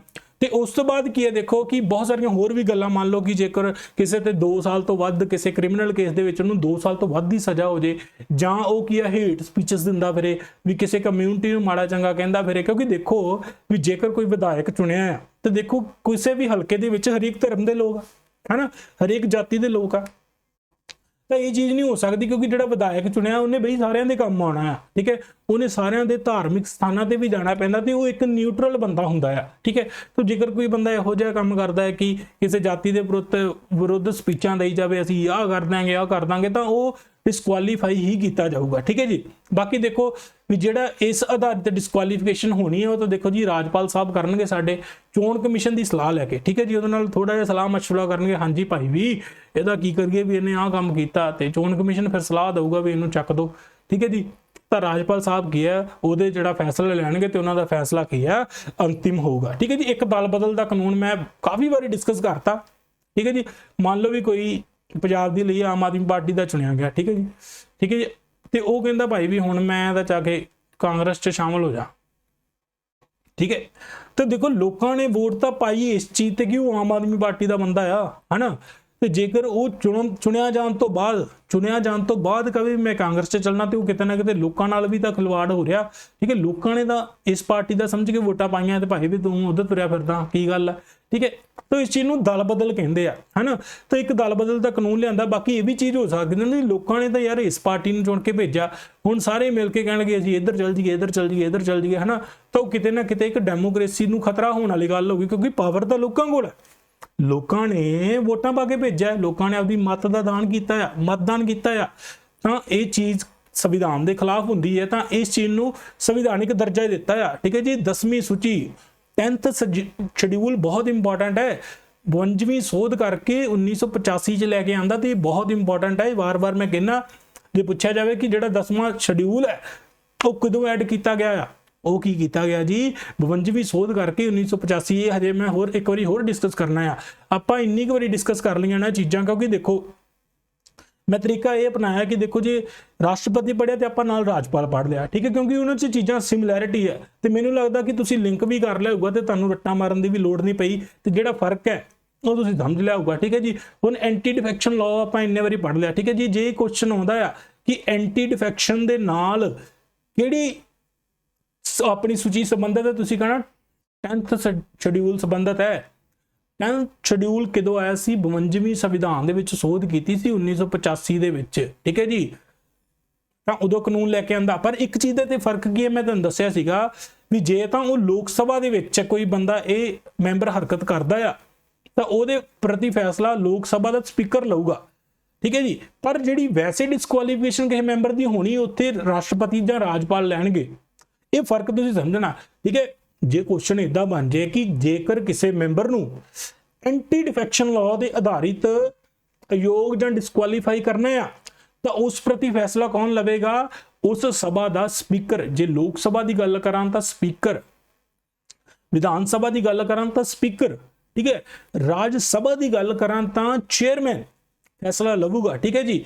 ਤੇ ਜੇਕਰ ਵੈਸੇ ਚੋਣਾਂ ਦੇ ਵਿੱਚ ਕੋਈ ਹੋਰ ਰੀਜ਼ਨ ਬਣਦਾ ਆ ਕਿ ਉਹਨੇ ਮਤਲਬ 2 ਸਾਲ ਤੋਂ ਵੱਧ ਦੀ ਉਹਨੂੰ ਸਜ਼ਾ ਹੋ ਗਈ ਤਾਂ ਡਿਸਕੁਆਲੀਫਾਈ ਹੋ ਜਾਂਦਾ, ਉਹ ਅਨਸਾਊਂਡ ਮਾਈਂਡ ਹੋ ਜਾਂਦਾ, ਪਾਗਲ ਹੋ ਜਾਂਦਾ, ਤਾਂ ਕੋਈ ਵੀ ਰੀਜ਼ਨ ਬਣਦਾ ਆ, ਤਾਂ ਉਸ ਪ੍ਰਤੀ ਫੈਸਲਾ ਸਾਡੇ ਲੋਕ ਸਭਾ ਤੇ ਰਾਜ ਸਭਾ ਦੇ ਵਿੱਚ ਕੀ ਹੈ, ਸਾਡੇ ਰਾਸ਼ਟਰਪਤੀ ਲੈਣਗੇ, ਤੇ ਜੇਕਰ ਕਿਸੇ ਰਾਜ ਪੱਧਰ ਤੇ ਰਾਜਪਾਲ ਫੈਸਲਾ ਲਵੇਗਾ। ਬਸ ਇਹ ਫਰਕ ਤੁਸੀਂ ਯਾਦ ਰੱਖਣਾ, ਠੀਕ ਹੈ ਜੀ। ਦੇਖੋ ਦੇਖਣਾ ਵਿਧਾਨ ਸਭਾ ਦੇ ਵਿੱਚ ਇਸ ਕਾਨੂੰਨ ਤਹਿਤ ਅਯੋਗ ਹੋਣ ਦਾ ਫੈਸਲਾ ਸਪੀਕਰ ਕੋਲ ਹੁੰਦਾ, ਠੀਕ ਹੈ ਜੀ। ਬਾਕੀ ਹੁਣ ਸਪੀਕਰ ਬਾਰੇ ਵੀ ਆਪਾਂ ਪੜਾਂਗੇ, ਨਾ ਕਿ ਰਾਜਪਾਲ ਕੋਲ, ਠੀਕ ਹੈ ਜੀ। ਬਾਕੀ ਦੇਖੋ ਸਹੁੰ ਤਾਂ ਚੁਕਾਉਣੀ ਹੈ ਭਾਈ ਵੀ ਵਿਧਾਨ ਸਭਾ ਚ ਆਏ ਆ, ਤੁਸੀਂ ਪਤਾ ਵੀ ਸਹੁੰ ਵੀ ਚੱਕਦੇ ਆ, ਹਨਾ। ਤੇ ਸਾਰੀ ਆਪਣੇ ਰਾਜਪਾਲ ਦੇ ਸਾਹਮਣੇ ਸਹੁੰ ਕੀ ਹੈ, ਚੱਕੀ ਜਾਂਦੀ ਹੈ, ਠੀਕ ਹੈ ਜੀ। ਬਾਕੀ ਹੁਣ ਦੇਖੋ ਆਪਾਂ ਰਾਜ ਵਿਧਾਨ ਪਾਲਿਕਾ ਦੇ ਪ੍ਰਧਾਨਗੀ ਅਫਸਰ ਜਿਹੜੇ ਆਪਾਂ ਲੋਕ ਸਭਾ ਦੇ ਵਿੱਚ ਪੜ੍ਹੇ, ਠੀਕ ਹੈ ਜੀ। ਇੱਥੋਂ ਲਓ ਜੀ, ਹੁਣ ਤੁਹਾਨੂੰ ਪਿਕਚਰ ਪੂਰੀ ਕਲੈਰਿਟੀ ਦੇ ਨਾਲ ਚੀਜ਼ਾਂ ਨੂੰ ਲਿੰਕ ਕਰ ਪਾਓ। ਇਹ ਦੇਖੋ ਜੀ, ਇਹ ਆਪਣੇ ਕੀ ਹੈ ਸਪੀਕਰ ਸਾਹਿਬ ਨੇ, ਠੀਕ ਹੈ ਜੀ, ਬੜੇ ਟੌਰ ਦੇ ਨਾਲ ਬੈਠੇ ਹੋਏ, ਠੀਕ ਹੈ ਜੀ। ਦੇਖੋ ਸਮਝ ਲੱਗ ਗਈ ਜੀ। ਇਹਨਾਂ ਦਾ ਨਾਮ ਦੱਸੋ ਕੀ ਹੈ ਜੀ, ਠੀਕ ਹੈ ਜੀ। ਸਰਦਾਰ ਕੁਲਤਾਰ ਸਿੰਘ ਸਾਧਵਾਂ, ਠੀਕ ਹੈ ਜੀ। ਬਾਕੀ ਚੈੱਕ ਕਰ ਲਿਓ, ਠੀਕ ਹੈ ਜੀ। ਦੇਖੋ ਲਿੰਕ ਕਰ ਲਿਆ ਜੀ। ਹੁਣ ਆਪਾਂ ਸਪੀਕਰ ਸਾਹਿਬ ਦੇ ਬਾਰੇ ਪੜ੍ਹਨਾ ਆ, ਠੀਕ ਹੈ ਜੀ, ਕਿਉਂਕਿ ਬਹੁਤ ਸਾਰੇ ਇੰਪੋਰਟੈਂਟ ਕੁਐਸਚਨ ਹੈ। ਬਾਕੀ ਜਿਹੜੇ ਲੋਕ ਸਭਾ ਦੇ ਸਪੀਕਰ ਕਰਾਏ, ਬਾਕੀ ਪਾਵਰਾਂ ਤਾਂ ਸੇਮ ਹੀ ਹੈ। ਬਾਕੀ ਹੁਣ ਆਪਾਂ ਮਿੰਟ ਕਰ ਲੈਣਾ, ਠੀਕ ਹੈ ਜੀ। ਦੇਖੋ ਰਾਜ ਦੀ ਵਿਧਾਨ ਪਾਲਿਕਾ ਦੇ ਹਰੇਕ ਸਦਨ ਦੇ ਆਪਣੇ ਆਪਣੇ ਪ੍ਰਧਾਨਗੀ ਅਫਸਰ ਹੁੰਦੇ, ਠੀਕ ਹੈ ਜੀ। ਦੇਖੋ ਵਿਧਾਨ ਸਭਾ ਦੇ ਵਿੱਚ ਸਪੀਕਰ ਤੇ ਡਿਪਟੀ ਸਪੀਕਰ ਹੋਣਗੇ, ਠੀਕ ਹੈ ਜੀ। ਤੇ ਜੇਕਰ ਵਿਧਾਨ ਪਰਿਸ਼ਦ ਹੈਗੀ ਹੈ ਕਿਸੇ ਰਾਜ ਦੇ ਵਿੱਚ ਤੇ ਉੱਤੇ ਚੇਅਰਮੈਨ ਤੇ ਡਿਪਟੀ ਚੇਅਰਮੈਨ ਹੋਣਗੇ। ਠੀਕ ਹੈ ਜੀ। ਉਸ ਤੋਂ ਬਾਅਦ ਜੇ ਮੈਂ ਗੱਲ ਕਰਾਂ ਤੇ ਇੱਕ ਪੈਨਲ ਵੀ ਹੁੰਦਾ ਆ 10 ਬੰਦਿਆਂ ਦਾ। ਠੀਕ ਹੈ ਜੀ। ਉਹ ਜ਼ਿਆਦਾ ਇੰਪੋਰਟੈਂਟ ਨਹੀਂ ਹੈਗਾ, ਜੇ ਵੈਸੇ ਕੋਈ ਕੁਐਸਚਨ ਬਣਦਾ ਤੇ ਤੁਹਾਨੂੰ ਪਤਾ ਹੋਵੇ। ਠੀਕ ਹੈ ਜੀ। ਪੈਨਲ ਉਹੀ ਰੋਲ ਜੋ ਮੈਂ ਲੋਕ ਸਭਾ ਦੇ ਵਿੱਚ ਤੁਹਾਨੂੰ ਸਮਝਾਇਆ ਸੀ। ਠੀਕ ਹੈ ਜੀ। ਸਾਡੇ ਸਪੀਕਰ ਸਾਹਿਬ ਬੈਠੇ ਹੋਏ ਨੇ। ਠੀਕ ਹੈ ਜੀ। ਮਾਨਯੋਗ ਸਪੀਕਰ ਸਾਹਿਬ। ਠੀਕ ਹੈ ਜੀ। ਕਿਉਂਕਿ ਦੇਖੋ ਤੁਸੀਂ ਅਕਸਰ ਵੇਖਿਆ ਹੋਊਗਾ, ਹੁਣ ਤਾਂ YouTube ਤੇ ਕਾਫੀ ਦੇਖਦੇ ਹੋਵੋਗੇ ਤੁਸੀਂ। ਠੀਕ ਹੈ ਜੀ। ਸਪੀਕਰ ਸਾਹਿਬ ਕਹਿੰਦੇ ਹੁੰਦੇ ਹਾਂਜੀ ਚੇਅਰ ਨੂੰ ਐਡਰੈਸ ਕਰੋ, ਚੇਅਰ ਨੂੰ ਐਡਰੈਸ ਕਰੋ। ਠੀਕ ਹੈ ਜੀ। ਮਤਲਬ ਕਈ ਸ਼ਬਦ ਵੀ ਇਹੋ ਜਿਹੇ ਮਤਲਬ ਕਈ ਵਾਰੀ ਜਿਹੜੇ ਮੈਂਬਰਾਂ ਦੇ ਦੁਆਰਾ ਵਰਤੇ ਜਾਂਦੇ ਆ ਤਾਂ ਉਹ ਇਹ ਵੀ ਗੱਲ ਕਹਿੰਦੇ ਹੁੰਦੇ ਵੀ ਇਹ ਸ਼ਬਦ ਨਾ ਰਿਕਾਰਡ ਕੀਤੇ ਜਾਣ। ਠੀਕ ਹੈ ਜੀ। ਚੋਰ ਚੱਕੇ ਸ਼ਬਦ ਨਾ ਰਿਕਾਰਡ ਕੀਤੇ ਜਾਣ, ਤੁਸੀਂ ਅਕਸਰ ਸੁਣਿਆ ਹੋਊਗਾ। ਠੀਕ ਹੈ ਜੀ। ਤਾਂ ਸਾਰੇ ਜਿਹੜੀ ਵਿਧਾਨ ਸਭਾ ਨੂੰ ਕੀ ਹੈ ਇਹ ਕੰਟਰੋਲ ਕਰਦੇ ਆ। ਠੀਕ ਹੈ ਜੀ। ਸਮਝ ਲੱਗ ਗਈ ਜੀ, ਇਹਨਾਂ ਦਾ ਰੋਲ ਤੁਹਾਨੂੰ ਪਤਾ ਲੱਗ ਗਿਆ। ਬਾਕੀ ਦੇਖੋ ਜੀ ਨਾਮ ਤੁਹਾਨੂੰ ਪਤਾ ਹੀ ਹੈ। ਹਾਂ ਬਟ ਇੱਕ ਚੀਜ਼ ਦੇਖੋ, ਇਹ ਚੀਜ਼ ਦੱਸੋ, ਇਹ ਸਰਚ ਕਰਨੀ ਹੈ। ਠੀਕ ਹੈ ਜੀ। ਵੀ ਜਿਹੜੇ ਇਹ ਸਪੀਕਰ ਆ ਇਹ ਪੰਜਾਬ ਦੀ ਵਿਧਾਨ ਸਭਾ ਦੇ ਕਿੰਨਵੇਂ ਸਪੀਕਰ ਆ, ਇਹ ਚੀਜ਼ ਤੁਸੀਂ ਸਰਚ ਕਰਨੀ ਹੈ। ਠੀਕ ਹੈ ਜੀ। ਪੰਜਾਬ ਦੀ ਵਿਧਾਨ ਸਭਾ ਦੇ ਕਿੰਨਵੇਂ ਸਪੀਕਰ ਆ। ਠੀਕ ਹੈ ਜੀ। ਤੇ ਪ੍ਰਧਾਨ ਮੰਤਰੀ ਸਾਹਿਬ ਵੀ ਦੱਸੋ ਕਿ ਇਹ ਆਪਣੇ ਪੰਜਾਬ ਦੇ ਕਿੰਨਵੇਂ ਪ੍ਰਧਾਨ ਮੰਤਰੀ ਹੈ। ਇਹ ਚੀਜ਼ਾਂ ਤੁਸੀਂ ਸਰਚ ਕਰਨੀਆਂ। ਬਾਕੀ ਮੈਂ 1-2 ਕਲਾਸਾਂ ਲਵਾਂਗਾ ਕਿਉਂਕਿ ਬਹੁਤ ਸਾਰੇ ਕੁਐਸਚਨ ਨਾ ਪੰਜਾਬ ਦੀ ਰਾਜਨੀਤੀ ਦੇ ਸੰਬੰਧਿਤ ਕੁਝ ਪੁਰਾਣੇ ਕੁਐਸਚਨ ਵੀ ਮਤਲਬ ਪੁੱਛੇ ਜਾਂਦੇ ਆ ਕਿ ਜਿਵੇਂ ਪੈਪਸੂ ਦਾ ਪਹਿਲਾ ਪ੍ਰਧਾਨ ਕੌਣ ਸੀ। ਠੀਕ ਹੈ ਜੀ। ਉਸ ਤੋਂ ਬਾਅਦ ਪੰਜਾਬ ਦਾ ਪਹਿਲਾ ਮੁੱਖ ਮੰਤਰੀ ਕੌਣ ਸੀ। ਕੁਛ ਇਹੋ ਜਿਹੀਆਂ ਗੱਲਾਂ ਮੈਂ ਇੱਕ ਕਲਾਸ ਵੀ ਲਵਾਂਗਾ ਸਪੈਸ਼ਲ, ਸਾਰਾ ਕੁਝ ਪਹਿਲਾਂ ਕਵਰ ਕਰ ਲਈਏ। ਬਾਕੀ ਇਹ ਚੀਜ਼ਾਂ ਵੈਸੇ ਪੁੱਛੀਆਂ ਜਾ ਸਕਦੀਆਂ ਕਿ ਜਿਹੜੇ ਹੋਣ ਵਾਲੇ ਮੌਜੂਦਾ ਮੁੱਖ ਮੰਤਰੀ ਆਪਣੇ ਉਹ ਕਿਹੜਵੇਂ ਮੁੱਖ ਮੰਤਰੀ ਹੈ। ਠੀਕ ਹੈ ਜੀ। ਤੇ ਇਹ ਕਿਹੜਵੇਂ ਸਪੀਕਰ ਹੈ, ਇਦਾਂ ਦੇ ਕੁਐਸਚਨ ਵੀ ਅਕਸਰ ਬਣ ਜਾਂਦੇ ਨੇ। ਬਾਕੀ ਦੇਖੋ ਸਪੀਕਰ ਦੀ ਚੋਣ ਇਹਨਾਂ ਦੇ ਮੈਂਬਰਾਂ ਦੇ ਵਿੱਚੋਂ ਹੀ ਕੀਤੀ ਜਾਂਦੀ ਹੈ। ਠੀਕ ਹੈ ਜੀ। ਬਾਕੀ ਇਹ ਪੂਰਾ ਕਾਰਜਕਾਲ ਦੇ ਦੌਰਾਨ ਰਹਿੰਦੇ ਆ। ਜੇ 5 ਸਾਲ ਦੀ ਵਿਧਾਨ ਸਭਾ ਆ ਭਾਈ ਵੀ ਇਹ ਵੀ 5 ਸਾਲ ਦੇ ਲਈ ਆਪਣੇ ਟੌਰ ਨਾਲ ਕੁਰਸੀ ਤੇ ਬਹਿ ਕੇ ਇਹ ਕਹਿਣਗੇ ਭਾਈ ਵੀ ਇਹ ਸ਼ਬਦ ਨਾ ਰਿਕਾਰਡ ਕੀਤੇ ਜਾਣ। ਠੀਕ ਹੈ ਜੀ।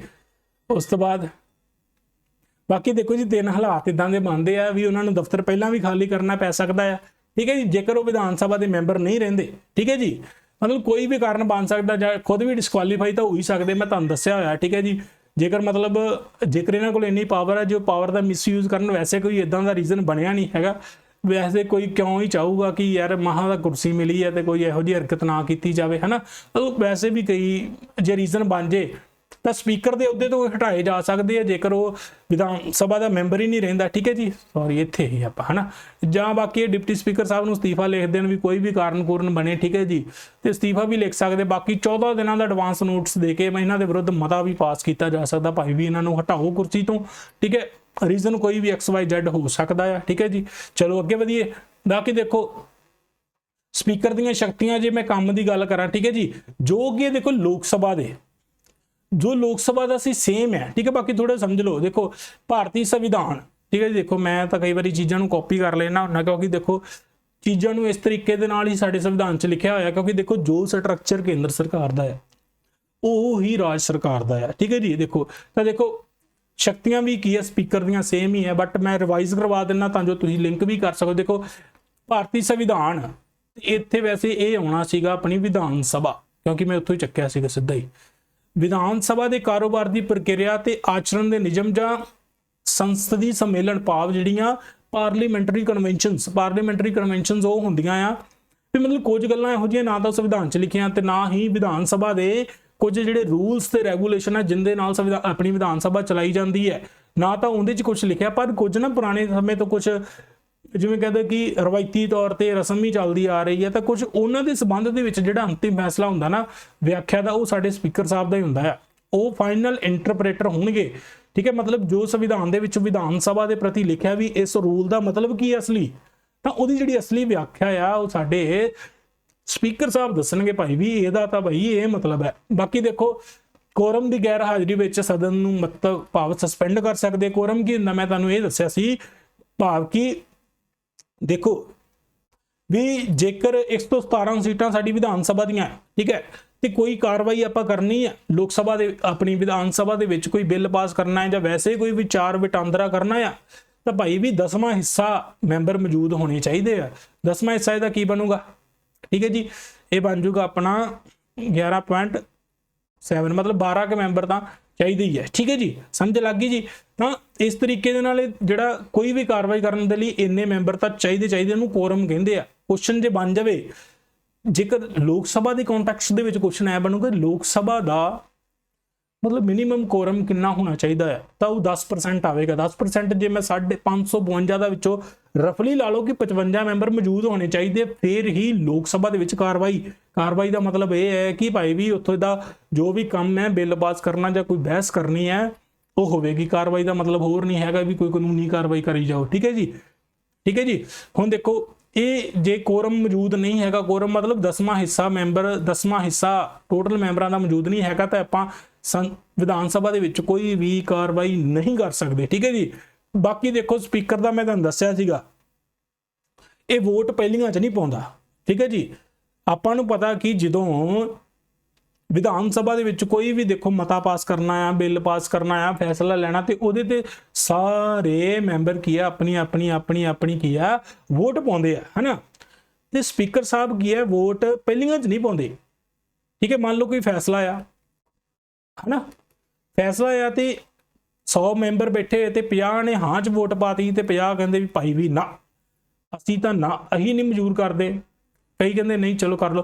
50-50 हो गया, 50-50 काम हो गया है ना, मतलब टाई हो गया मामला। तो इतने साढ़े फिर स्पीकर साहब वोट पाउणगे भी उधर हाँ ल जाते कि ना ल जाते, तो ये वोट नूं की कहा जाता है, कास्टिंग वोट कहा जाता है। ठीक है जी। इस चीज़ नूं तुसीं याद रखना। बाकी एक चीज़ ये सीगी, मैं तुहानूं दस्सिया भी सीधा मैं कर लिया ही, पर इत्थे जिहड़ा विधान सभा दे विच जॉइंट सिटिंग वाला कोई भी चक्कर नहीं हुंदा। ठीक है जी, सॉरी।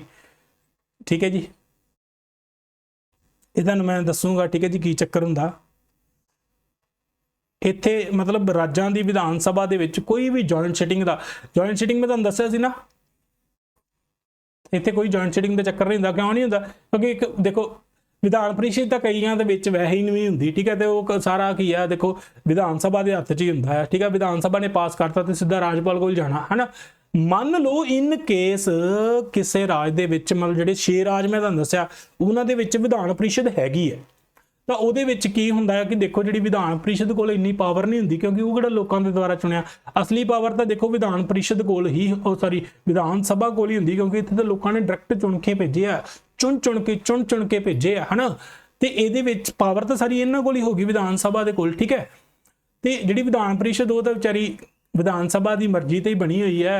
विधान सभा ये भी गल कह सकती कि आप हमारी वजह से ही हो, हम आपको कभी भी हटा सकते हैं। ठीक है। तो उन्होंने दे विचारियां दा कोई वस इन्ना नहीं चलता। तो मैक्सीमम जेकर जिवें मैं तुहानूं दस्सिया कि लोक सभा ते राज सभा दे विच बिल पास हुंदा सी है ना, भी जेकर लोक सभा ने कोई बिल पास किया, राज सभा च गया, राज सभा ने उहदे ते कोई फैसला नहीं लिया जां उहदे कोई जवाब नहीं दिता, जां राज सभा ने कहा भी नहीं कुछ चेंजेस करो, तो लोक सभा कहे भी ना मैं नहीं करना, तो इन्हां दे विच कोई तसल जिहड़ी शुरू हो जाती। ठीक है जी, मुक्का तक्की है ना। तो फिर राष्ट्रपति कहते भी यार तुहानूं की समस्या, तुसीं ऐ करो इकट्ठे बह के फैसला जिहड़ा सुलझाओ भी की प्रॉब्लम है तुहानूं, ते उहनूं जॉइंट सिटिंग कहंदे आ। तो ये उपर तो हैगा लोक सभा ते राज सभा के मामले तो हैगा आ, पर देखो मैं तुहानूं दस्सिया कि पहली गल तो इत्थे कल्ली विधान सभा हुंदी ते विधान परिषद का कोई चक्कर हुंदा ही नहींगा। जेकर किसी विधान परिषद होवे भी तो इत्थे पता की चक्कर हुंदा, मैं तुहानूं दसदा मैक्सीमम की है। देखो जिहड़ी विधान परिषद है वो की है, मतलब पहलियां दे विच मैक्सीमम 3 महीने तक ही बिल नूं रोक सकती है। ठीक है। मान लो कोई विधान सभा ने बिल पास किया, विधान परिषद कोल जाऊगा, विधान परिषद कोई फैसला दिंदा आ या कुछ भी अपने सुझाव दिंदा है, तो वो देखो विधान सभा की मर्जी है, विधान सभा फिर भेज देवे। तो पहली बारी जिहड़ी विधान परिषद है वो आई थिंक 3 महीने बिल रोक सकती है ना। तो दूजी बारी वो मैक्सीमम 1 महीना, जे 1 महीने तक विधान परिषद कोई फैसला नहीं लैंदी तो वो ऑटोमैटिकली बिल नूं पास ही समझिया जाता है। क्यों बिल नूं पास समझिया जाता है? क्योंकि सारी पावर तो विधान सभा कोल है, क्योंकि मैंबर तो सारे विधान सभा के विच असली जिहड़े लोकां दे द्वारा चुन के आए, तो पावर तो उन्हां कोल ही होगी। ये तो एवें ठीक है जी, इन्होंने कहना एवें एवें रोकी जाते, डिले करी जाते, तो मैक्सीमम वो 4 महीने ही बिल नूं रोक सकते किसी नूं। ते अदरवाइज जे 4 महीने तक कोई फैसला लेंदे नहीं तो ऑटोमैटिकली जिहड़ा बिल वो पास ही समझिया जाता। तो राज्यों की विधान सभा दे विच कोई जॉइंट सिटिंग वाला चक्कर है नहीं गा। ठीक है जी, इस चीज़ नूं तुसीं याद रखना आ। तो इनू आपां दिन्ने आ जी मिटा। ठीक है जी, मैं करैक्शन करके भी तुहानूं अपलोड कर दूंगा। ठीक है जी, ठीक है जी, ये नहीं हैगा इत्थे। ठीक है जी, समझ आ गई ना। चलो अगे चलिए। बाकी देखो जी कोई गुप्त गल्लां भी हुंदियां वा। ठीक है जी, सरकार दियां बहुत सारे फैसले होंदे। देखो जी ਜਿਹੜਾ ਤਾਂ ਮੈਂ ਦੱਸਦਾ बजट जो बनता ना, अपना बजट बनता बहुत ही ज़्यादा गुप्त बैठक ਦੇ ਵਿੱਚ बनता है। क्यों बनता मैं ਤੁਹਾਨੂੰ ਦੱਸਦਾ, क्योंकि देखो बहुत सारे फैसले होंदे आ, क्योंकि कुछ टैक्स दे विच एग्जम्पटेड देना है, क्योंकि बजट ही बहुत सारा इकोनॉमी ते असर पाउंदा है। मान लो कि जेकर व्यापारियों नूं पहलां पता लग जाए भी, मान लो कि मैं तुहानूं दसदा जे नोटबंदी होने वाली सी है ना, तो इस प्रति जिहड़ी मीटिंग आ बहुत ही गुप्त की गई होगी है ना। तो जेकर लोगों को पहले ही पता लग जाता तो लोगों ने तो पहले ही अपना काम कर लेना है ना। जे माड़ी मोटी खबर भी निकल जाती तो वो तो साडा किन्ना सी 8 नवंबर सी, पता नहीं 8 नवंबर 2016 नूं साडे PM साहब ने आके कहा भी भाई भी नोट बंद, ठीक है, तो बंद हो गए, ठीक है जी। पर जे लोगों को पहला भनक लग जाती तो लोगों ने पहला ही अपने सूत ला लेने सी ते इधर उधर पैसा किया जमा करा के पैसा किया चेंज करवा लेना सी, ठीक है जी। तो उस तो बाद फिर जिहड़े लोगों ने नोट जमा किए हुए फिर असलीयत सामने आई सी, ठीक है जी। तो इस करके कुछ बहुत सारिया चीज़ां गुप्त करनियां पैंदियां। तो बाकी देखो सदन के नेता की बेनती तो गुप्त मीटिंग भी ला सकते। देखो जी मनी बिल बहुत इंपॉर्टेंट है। मैं जो बिल पढ़ाने ना अगली क्लास च पढ़ाऊँगा, ठीक है, संविधानिक बिल मनी बिल। वो देखो मनी बिल का जो फैसला ना भी कोई भी बिल आप लैके आंदा है ना, विधान सभा के कोई बिल लैके आंदा, हुण उहदे विच ना कुछ चीज़ां हुंदियां वा जिहड़ा कोई टैक्स के संबंध च होवे है ना, पब्लिक एक्सपेंडिचर जिन्होंने जनतक खर्चे कहने आप है ना, जनतक खर्चे जे उन्होंने संबंध च बिल है ना तो वह मनी बिल होगा। पर वो मनी बिल है या नहीं, इस चीज़ का डिसीजन कौन दिंदा है? साडे स्पीकर साहब दिंदे। ते क्वेश्चन पूछा भी गया सी भाई भी ये दसो मनी बिल के संबंध दे विच फैसला ये कौन दिंदा भी ये मनी बिल हैगा या नहीं, ठीक है। तो स्पीकर साहब का फैसला अंतिम होगा। बाकी तुहानूं मैं दस्सिया कि जो 10वीं सूची के अधीन किसी नूं डिसकुआलीफाई करना है तो वो साडे स्पीकर साहब फैसला लैणगे, ठीक है जी। बाकी देखो चीज़ां सेम लोक सभा ते विधान सभा दी चीज़ां सेम है। बाकी देखो मैं तुहानूं ये भी दस्सिया सीगा भी कुछ मैं फिर इत्थे ना विधान सभा होना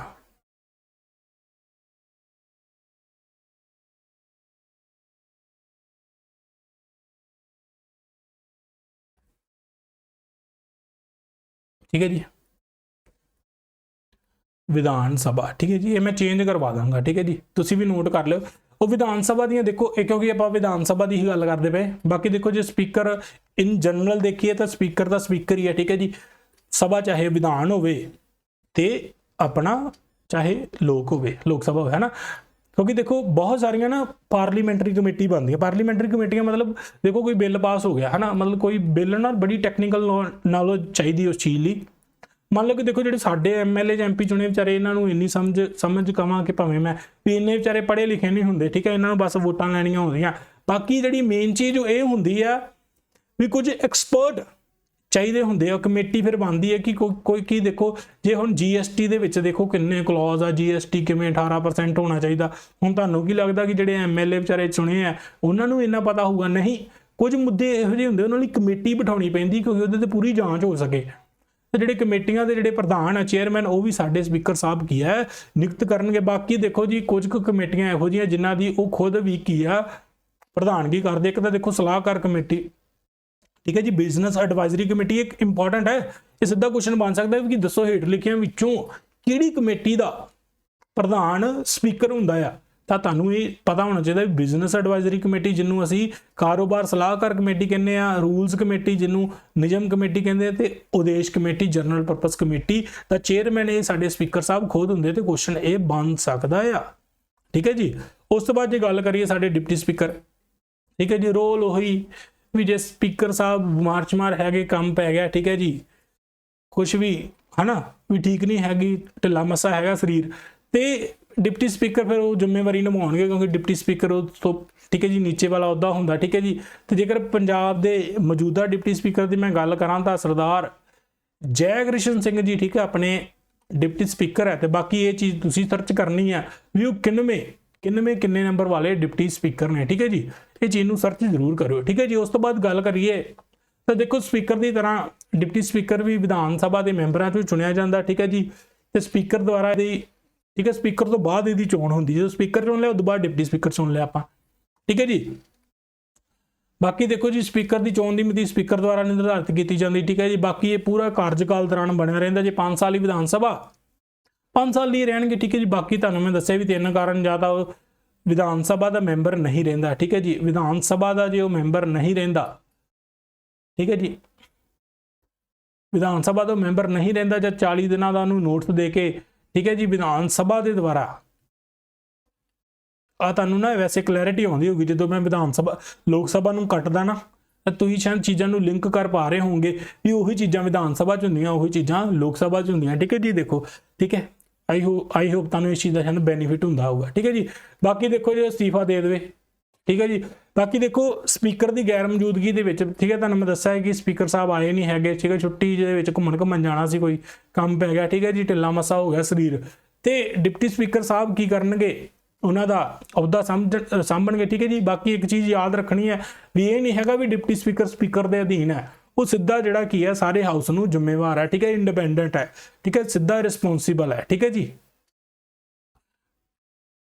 ਬਾਕੀ ਉਹੀ ਜਿਸ ਡਿਪਟੀ ਸਪੀਕਰ ਦੀ ਭੂਮਿਕਾ ਨਿਭਾ ਰਿਹਾ, ਤੇ ਉਹ ਵੀ ਮੇਰਾ ਵੀਰ ਹੈ ਜਿਹੜਾ ਉਹ ਵੋਟ ਕੀ ਹੈ, ਜੇ ਮਾਮਲਾ ਟਾਈ ਹੋਊਗਾ ਤੇ ਪਾਊਗਾ, ਪਹਿਲੀਆਂ 'ਚ ਵੋਟ ਨਹੀਂ ਪਾਊਗਾ। ਠੀਕ ਹੈ ਜੀ, ਬਾਕੀ ਜਿਹੜੀ ਤਨਖਾਹ ਵਗੈਰਾ ਆ ਜੋ ਵੀ ਹੈ ਉਹ ਵਿਧਾਨ ਸਭਾ ਦੇ ਦੁਆਰਾ ਨਿਰਧਾਰਿਤ ਕੀਤੀ ਜਾਂਦੀ ਹੈ। ਠੀਕ ਹੈ ਜੀ, ਤੇ ਜਦੋਂ ਆਪਣਾ ਇਹਨਾਂ ਨੂੰ ਹਟਾਉਣ ਦੇ ਲਈ ਇਹਨਾਂ ਨੂੰ ਮਤਾ ਪਾਸ ਕਰਨਾ, ਤਾਂ ਉਦੋਂ ਨਹੀਂ ਕੋਈ ਪ੍ਰਧਾਨਗੀ ਕਰ ਸਕਦੇ। ਠੀਕ ਹੈ ਜੀ, ਜੇ ਡਿਪਟੀ ਸਪੀਕਰ ਨੂੰ ਹਟਾਉਣ ਦੇ ਲਈ ਹੀ ਮਤਾ ਚੱਲਦਾ ਹੋਵੇ, ਹੈ ਨਾ, ਡਿਸਕਸ਼ਨ ਚੱਲਦੀ ਹੋਵੇ, ਤੇ ਉਸ ਸਮੇਂ ਕੀ ਹੈ ਭਾਵੇਂ ਸਪੀਕਰ ਹੋਵੇ ਤੇ ਭਾਵੇਂ ਡਿਪਟੀ ਸਪੀਕਰ, ਉਹਦੀ ਪ੍ਰਧਾਨਗੀ ਉਹ ਨਹੀਂ ਕਰ ਸਕਦੇ। ਹਾਲਾਂਕਿ ਉਹ ਵਿਚਾਰੇ ਬੋਲ ਸਕਦੇ ਆ ਭਾਈ ਵੀ ਆਹ ਰੀਜ਼ਨ ਸੀਗਾ, ਹੈ ਨਾ, ਪਹਿਲੀਆਂ 'ਚ ਵੋਟ ਪਾ ਸਕਦੇ। ਠੀਕ ਹੈ ਜੀ, ਉਸ ਤੋਂ ਬਾਅਦ ਪੈਨਲ ਹੁੰਦਾ ਹੈ। ਠੀਕ ਹੈ ਜੀ, ਇਹਨਾਂ ਦੇ ਵਿੱਚ ਪੈਨਲ ਹੁੰਦਾ ਹੈ। ਠੀਕ ਹੈ ਜੀ, ਤੇ 10 ਤੋਂ ਉਹਨਾਂ ਦੀ ਵੱਧ ਗਿਣਤੀ ਹੋ ਨਹੀਂ ਸਕਦੀ, ਤੇ ਉਹ ਗੈਰ ਹਾਜ਼ਰੀ ਦੇ ਵਿੱਚ ਉਹਨਾਂ ਜਿਹੜੇ ਪੈਨਲ ਦੇ ਵਿੱਚੋਂ ਜੇ ਡਿਪਟੀ ਸਪੀਕਰ ਵੀ ਨਹੀਂ ਹੈਗਾ ਤੇ ਸਪੀਕਰ ਵੀ ਨਹੀਂ ਹੈਗਾ, ਤੇ ਫਿਰ ਜਿਹੜਾ ਉਹ ਪੈਨਲ ਬਣਦਾ ਆ ਉਹਨਾਂ ਦੇ ਵਿੱਚੋਂ ਕੋਈ ਬੰਦਾ ਚੱਕ ਕੇ ਕੀ ਆ ਕੁਰਸੀ ਤੇ ਬਹਾਇਆ ਜਾਂਦਾ ਆ,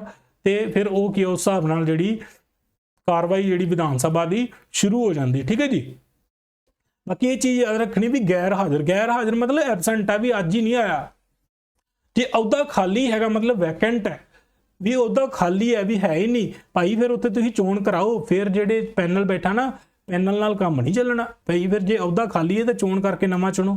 ਠੀਕ ਹੈ, ਜੇ ਗੈਰ ਹਾਜ਼ਰ ਹੈ, ਹਾਂ ਵੀ ਥੋੜੇ ਦਿਨਾਂ ਲਈ ਕੰਮ ਹੈ ਕਿਤੇ ਗਏ ਹੈ ਨਾ, ਤੇ ਫਿਰ ਕੀ ਜਿਹੜਾ ਪੈਨਲ ਆਪਣਾ ਜਿਹੜਾ 10 ਬੰਦਿਆਂ ਦਾ ਉਹ ਚੁਣ ਕੇ, ਜੇ ਡਿਪਟੀ ਸਪੀਕਰ ਜਾਂ ਸਪੀਕਰ ਨਹੀਂ ਹੈਗੇ ਤਾਂ ਉਹ ਕੰਮ ਕਰ ਸਕਦੇ। ਬਾਕੀ ਵਿਧਾਨ ਸਭਾ ਦਾ ਜਿਹੜਾ ਚੇਅਰ, ਠੀਕ ਹੈ ਜੀ, ਦੇਖੋ ਰਾਜ ਸਭਾ ਦੇ ਵਿੱਚ ਕੀ ਸੀ, ਜਿਹੜਾ ਉਹਦਾ ਚੇਅਰਮੈਨ ਸੀ ਉਹ ਸਾਡਾ ਉਪ ਰਾਸ਼ਟਰਪਤੀ ਸੀ। ਬਾਕੀ ਤੁਹਾਨੂੰ ਪਤਾ ਇੱਥੇ ਉਪ ਗਵਰਨਰ ਤਾਂ ਕੋਈ ਹੈ ਹੀ ਨਹੀਂ, ਤੇ ਵਿਧਾਨ ਪਰਿਸ਼ਦ ਦਾ ਚੇਅਰਮੈਨ ਇਹਦੇ ਮੈਂਬਰਾਂ 'ਚੋਂ ਚੁਣਿਆ ਜਾਂਦਾ। ਬਾਕੀ 3 ਕੇਸਾਂ ਦੇ ਵਿੱਚ ਸੀਟ ਪਹਿਲਾਂ ਗੱਲ ਕਰ ਸਕਦਾ, ਜੇ ਮੈਂਬਰ ਨਹੀਂ ਰਹਿੰਦਾ 14 ਦਿਨਾਂ ਦਾ ਨੋਟਿਸ ਦੇਤਾ ਤੇ ਅਸਤੀਫਾ ਦੇਤਾ। ਮੈਨੂੰ ਲੱਗਦਾ ਇਹ ਤਾਂ ਚੀਜ਼ਾਂ ਤੁਹਾਨੂੰ ਵੈਸੇ ਹੀ ਯਾਦ ਹੋ ਗਈਆਂ ਹੋਣਗੀਆਂ। ਠੀਕ ਹੈ ਜੀ, ਬਾਕੀ ਉਵੇਂ ਹੀ ਡਿਪਟੀ ਚੇਅਰਮੈਨ ਹੈ, ਡਿਪਟੀ ਚੇਅਰਮੈਨ ਵੀ ਉਹਦੇ ਵਿੱਚੋਂ ਚੁਣਿਆ ਜਾਣਾ, ਤੇ ਜੇ ਮੈਂਬਰ ਨਹੀਂ ਰਹਿੰਦਾ 14 ਦਿਨਾਂ ਦਾ ਨੋਟਿਸ ਤੇ ਅਸਤੀਫਾ ਯਾਦ ਕਰ ਲਓ। ਠੀਕ ਹੈ ਜੀ, ਚਲੋ ਹੁਣ ਸੈਸ਼ਨ ਦੀ ਗੱਲ ਕਰੀਏ। ਦੇਖੋ ਜੀ, ਰਾਜਪਾਲ ਸਮੇਂ-ਸਮੇਂ ਸਿਰ, ਦੇਖੋ ਲੋਕ ਸਭਾ ਦੀ ਗੱਲ ਕਰਦੇ ਸੀ ਤਾਂ ਉੱਥੇ ਰਾਸ਼ਟਰਪਤੀ, ਠੀਕ ਹੈ ਜੀ, ਤਾਂ ਜੇ ਰਾਜਾਂ ਦੀ ਵਿਧਾਨ ਪਾਲਿਕਾ ਦੀ ਗੱਲ ਕਰੀਏ ਤਾਂ ਰਾਜਪਾਲ ਸਮੇਂ-ਸਮੇਂ ਦੇ ਵਿਧਾਨ ਸਭਾ ਦਾ ਸੈਸ਼ਨ ਬੁਲਾ ਸਕਦੇ, ਤੇ ਮੈਕਸਿਮਮ ਗੈਪ ਜਿਹੜਾ ਤੁਹਾਨੂੰ ਦੱਸਿਆ ਸੀਗਾ ਕਿ 6 ਮਹੀਨਿਆਂ ਤੋਂ ਵੱਧ ਨਹੀਂ ਹੋਣਾ ਚਾਹੀਦਾ। ਵੀ ਇਹ ਨਹੀਂ ਹੈਗਾ ਵੀ 1 ਜਨਵਰੀ 'ਚ ਕੀਤਾ ਆ ਤੇ ਦੂਜਾ ਜਾ ਕੇ ਦਸੰਬਰ 'ਚ ਹੀ ਕਰਨਾ, ਨਾ, ਉਹ 6 ਮਹੀਨਿਆਂ ਦੇ ਵਿੱਚ ਇੱਕ ਸੈਸ਼ਨ ਬੁਲਾਉਣਾ ਪੈਣਾ ਆ। ਠੀਕ ਹੈ ਜੀ, ਤੇ ਘੱਟੋ ਘੱਟ 1 ਸਾਲ ਦੇ ਵਿੱਚ 2 ਸੈਸ਼ਨ ਤਾਂ ਚਾਹੀਦੇ। ਬਾਕੀ ਮੈਂ ਤੁਹਾਨੂੰ ਦੱਸਿਆ ਵੀ 3 ਸੈਸ਼ਨ ਹੁੰਦੇ, ਇੱਕ ਬਜਟ ਸੈਸ਼ਨ, ਮੌਨਸੂਨ ਸੈਸ਼ਨ ਤੇ ਵਿੰਟਰ ਸੈਸ਼ਨ, 3 ਸੈਸ਼ਨ ਹੁੰਦੇ। ਠੀਕ ਹੈ ਜੀ, BMW ਕਰਕੇ ਮੈਂ ਤੁਹਾਨੂੰ ਕਿਹਾ ਸੀ ਯਾਦ ਕਰ ਲਓ। ਬਾਕੀ ਸੇਮ ਹੈ ਚੀਜ਼ਾਂ। ਮੈਕਸਿਮਮ ਗੈਪ ਜੇ ਪੁੱਛਿਆ ਜਾਂਦਾ ਕਿ ਮੈਕਸਿਮਮ ਗੈਪ ਕਿੰਨਾ ਹੋਣਾ ਚਾਹੀਦਾ 2 ਸੈਸ਼ਨ ਦੇ ਵਿੱਚ, ਤਾਂ 6 ਮਹੀਨੇ ਹੋ ਸਕਦਾ, ਤੇ ਘੱਟੋ ਘੱਟ 1 ਸਾਲ 'ਚ 2 ਸੈਸ਼ਨ ਤਾਂ ਚਾਹੀਦੇ ਆ, ਨਹੀਂ ਤਾਂ ਸੰਵਿਧਾਨ ਦੇ ਖਿਲਾਫ ਹੋ ਜਾਣਗੀਆਂ ਚੀਜ਼ਾਂ। ਠੀਕ ਹੈ ਜੀ, ਬਾਕੀ ਦੇਖੋ ਐਡਜੋਰਨਮੈਂਟ ਦੇ ਬਾਰੇ ਦੱਸਿਆ ਸੀ, ਸਥਗਿਤ ਕਰਨਾ। ਮੰਨ ਲਓ ਕਿ ਦੇਖੋ ਹੁਣ ਇਹ ਫਰਕ ਸਮਝਣਾ ਸੈਸ਼ਨ ਦੇ ਵਿੱਚ ਤੇ ਸਿਟਿੰਗ ਦੇ ਵਿੱਚ। ਸੈਸ਼ਨ ਮਤਲਬ ਬਜਟ ਸੈਸ਼ਨ ਚੱਲਦਾ ਪਿਆ, ਵੀ ਇਹ ਸੈਸ਼ਨ ਇਸ ਲਈ ਬੁਲਾਇਆ ਗਿਆ ਭਾਈ ਵੀ ਬਜਟ ਤੇ ਗੱਲਬਾਤ ਕੀਤੀ ਜਾ ਸਕਦੀ। ਤੇ ਬੈਠਕ ਮਤਲਬ ਜਿਵੇਂ ਸਿਟਿੰਗ ਹੋਣੀ, ਅੱਜ ਬੈਠਕ ਹੋ ਗਈ, ਕੱਲ ਨੂੰ ਬੈਠਕ ਹੋਣੀ, ਮਤਲਬ ਬਜਟ ਸੈਸ਼ਨ ਦੀ ਅੱਜ ਸਿਟਿੰਗ ਹੋਣੀ, ਕੱਲ ਨੂੰ ਹੋਣੀ, 4 ਦਿਨ ਸਿਟਿੰਗ ਹੋਣੀ, ਉਹਨੂੰ ਸਿਟਿੰਗ ਬੈਠਕਾਂ ਕਹਿੰਦੇ। ਠੀਕ ਹੈ ਜੀ, ਬੈਠਕਾਂ ਮਤਲਬ ਉਹ ਨਹੀਂ ਬੈਠਕਾਂ ਘਟਾਉਣੀਆਂ, ਮਤਲਬ ਬੈਠਕਾਂ ਮਤਲਬ ਬੈਠੇ ਆ ਸਾਰੇ ਤੇ ਵਿਚਾਰ ਵਟਾਂਦਰਾ ਕਰ ਰਹੇ। ਠੀਕ ਹੈ ਜੀ, ਦੇਖੋ ਵਿਧਾਨ ਸਭਾ ਦੇ ਵਿੱਚ, ਠੀਕ ਹੈ, ਬਹੁਤ ਸਾਰੀਆਂ ਬੈਠਕਾਂ ਹੁੰਦੀਆਂ। ਠੀਕ ਹੈ ਜੀ, ਤੇ ਮਤਲਬ 11 ਵਜੇ ਤੋਂ ਲੈ ਕੇ 1 ਵਜੇ ਤੱਕ, ਬਾਅਦ 'ਚ ਰੋਟੀ ਪਾਣੀ ਖਾ ਕੇ ਫਿਰ 2 ਵਜੇ ਤੋਂ ਲੈ ਕੇ 6 ਵਜੇ ਤੱਕ, ਠੀਕ ਹੈ, ਹੁੰਦਾ ਆ। ਤਾਂ ਦੇਖੋ ਜਿਹੜਾ ਐਡਜੋਰਨਮੈਂਟ ਹੁੰਦਾ, ਠੀਕ ਹੈ, ਜਿਹਨੂੰ ਸਥਗਿਤ ਕਰਨਾ ਆ, ਠੀਕ ਹੈ ਜੀ, ਤਾਂ ਉਹਦੇ ਵਿੱਚ ਕੀ ਹੁੰਦਾ, ਮੰਨ ਲਓ ਕਿ ਜੇਕਰ ਆਪਣੇ ਸਪੀਕਰ ਸਾਹਿਬ ਕਹਿਣ ਵੀ ਚਲੋ ਵੀ 2 ਵਜੇ ਤੱਕ ਜਿਹੜਾ ਮਤਲਬ ਆਪਾਂ ਐਡਜੋਰਨਮੈਂਟ ਕਰ ਸਕਦੇ ਹਾਂ, ਸਥਗਿਤ ਕੀਤਾ 2 ਵਜੇ ਤੱਕ, ਮਤਲਬ ਜਦੋਂ ਉਹਨੇ ਕਹਿ ਦਿੱਤਾ ਵੀ 2 ਵਜੇ ਤੱਕ, ਇਟ ਮੀਨਸ ਕਿ ਟਾਈਮ ਦੱਸਤਾ ਭਾਈ ਵੀ 2 ਵਜੇ ਤੋਂ ਬਾਅਦ ਫਿਰ ਸ਼ੁਰੂ ਹੋ ਜਾਣੀ ਬੈਠਕ ਆਪਣੀ। ਠੀਕ ਹੈ ਜੀ, ਜੇ ਕਹਿ ਲਓ ਕਿ 1 ਦਿਨ ਬਾਅਦ ਜਾਂ 2 ਦਿਨ ਬਾਅਦ, ਮਤਲਬ ਟਾਈਮ ਦੱਸ ਦਿੱਤਾ ਵੀ 2 ਦਿਨ ਬਾਅਦ ਸਾਡੀ ਬੈਠਕ ਹੋਊਗੀ, ਉਹਨੂੰ ਆਪਾਂ ਕਹਿ ਦਿੰਦੇ ਹਾਂ ਸਥਗਿਤ ਕਰਤਾ 2 ਦਿਨਾਂ ਦੇ ਲਈ ਜਾਂ ਘੰਟੇ ਦੇ ਲਈ। ਠੀਕ ਹੈ ਜੀ, ਉਸ ਤੋਂ ਬਾਅਦ ਹੁੰਦਾ ਸਾਈਨ ਏ ਡਾਈ। ਠੀਕ ਹੈ ਜੀ, ਐਡਜੋਰਨਮੈਂਟ ਸਾਈਨ ਏ ਡਾਈ, ਤਾਂ ਇਹਦਾ ਮਤਲਬ ਕੀ ਹੁੰਦਾ, ਦੇਖੋ ਜਦੋਂ ਤਾਂ ਨਿਰਧਾਰਿਤ ਸਮੇਂ ਲਈ ਮਤਲਬ 1 ਹਫ਼ਤਾ 1 ਘੰਟਾ ਜਾਂ ਹਨਾ ਜੋ ਵੀ ਹਫ਼ਤਾ ਉਹਨੂੰ ਕਹਿੰਦੇ ਐਡਜੋਰਨਮੈਂਟ, ਮਤਲਬ ਸਥਗਿਤ ਕਰਤਾ।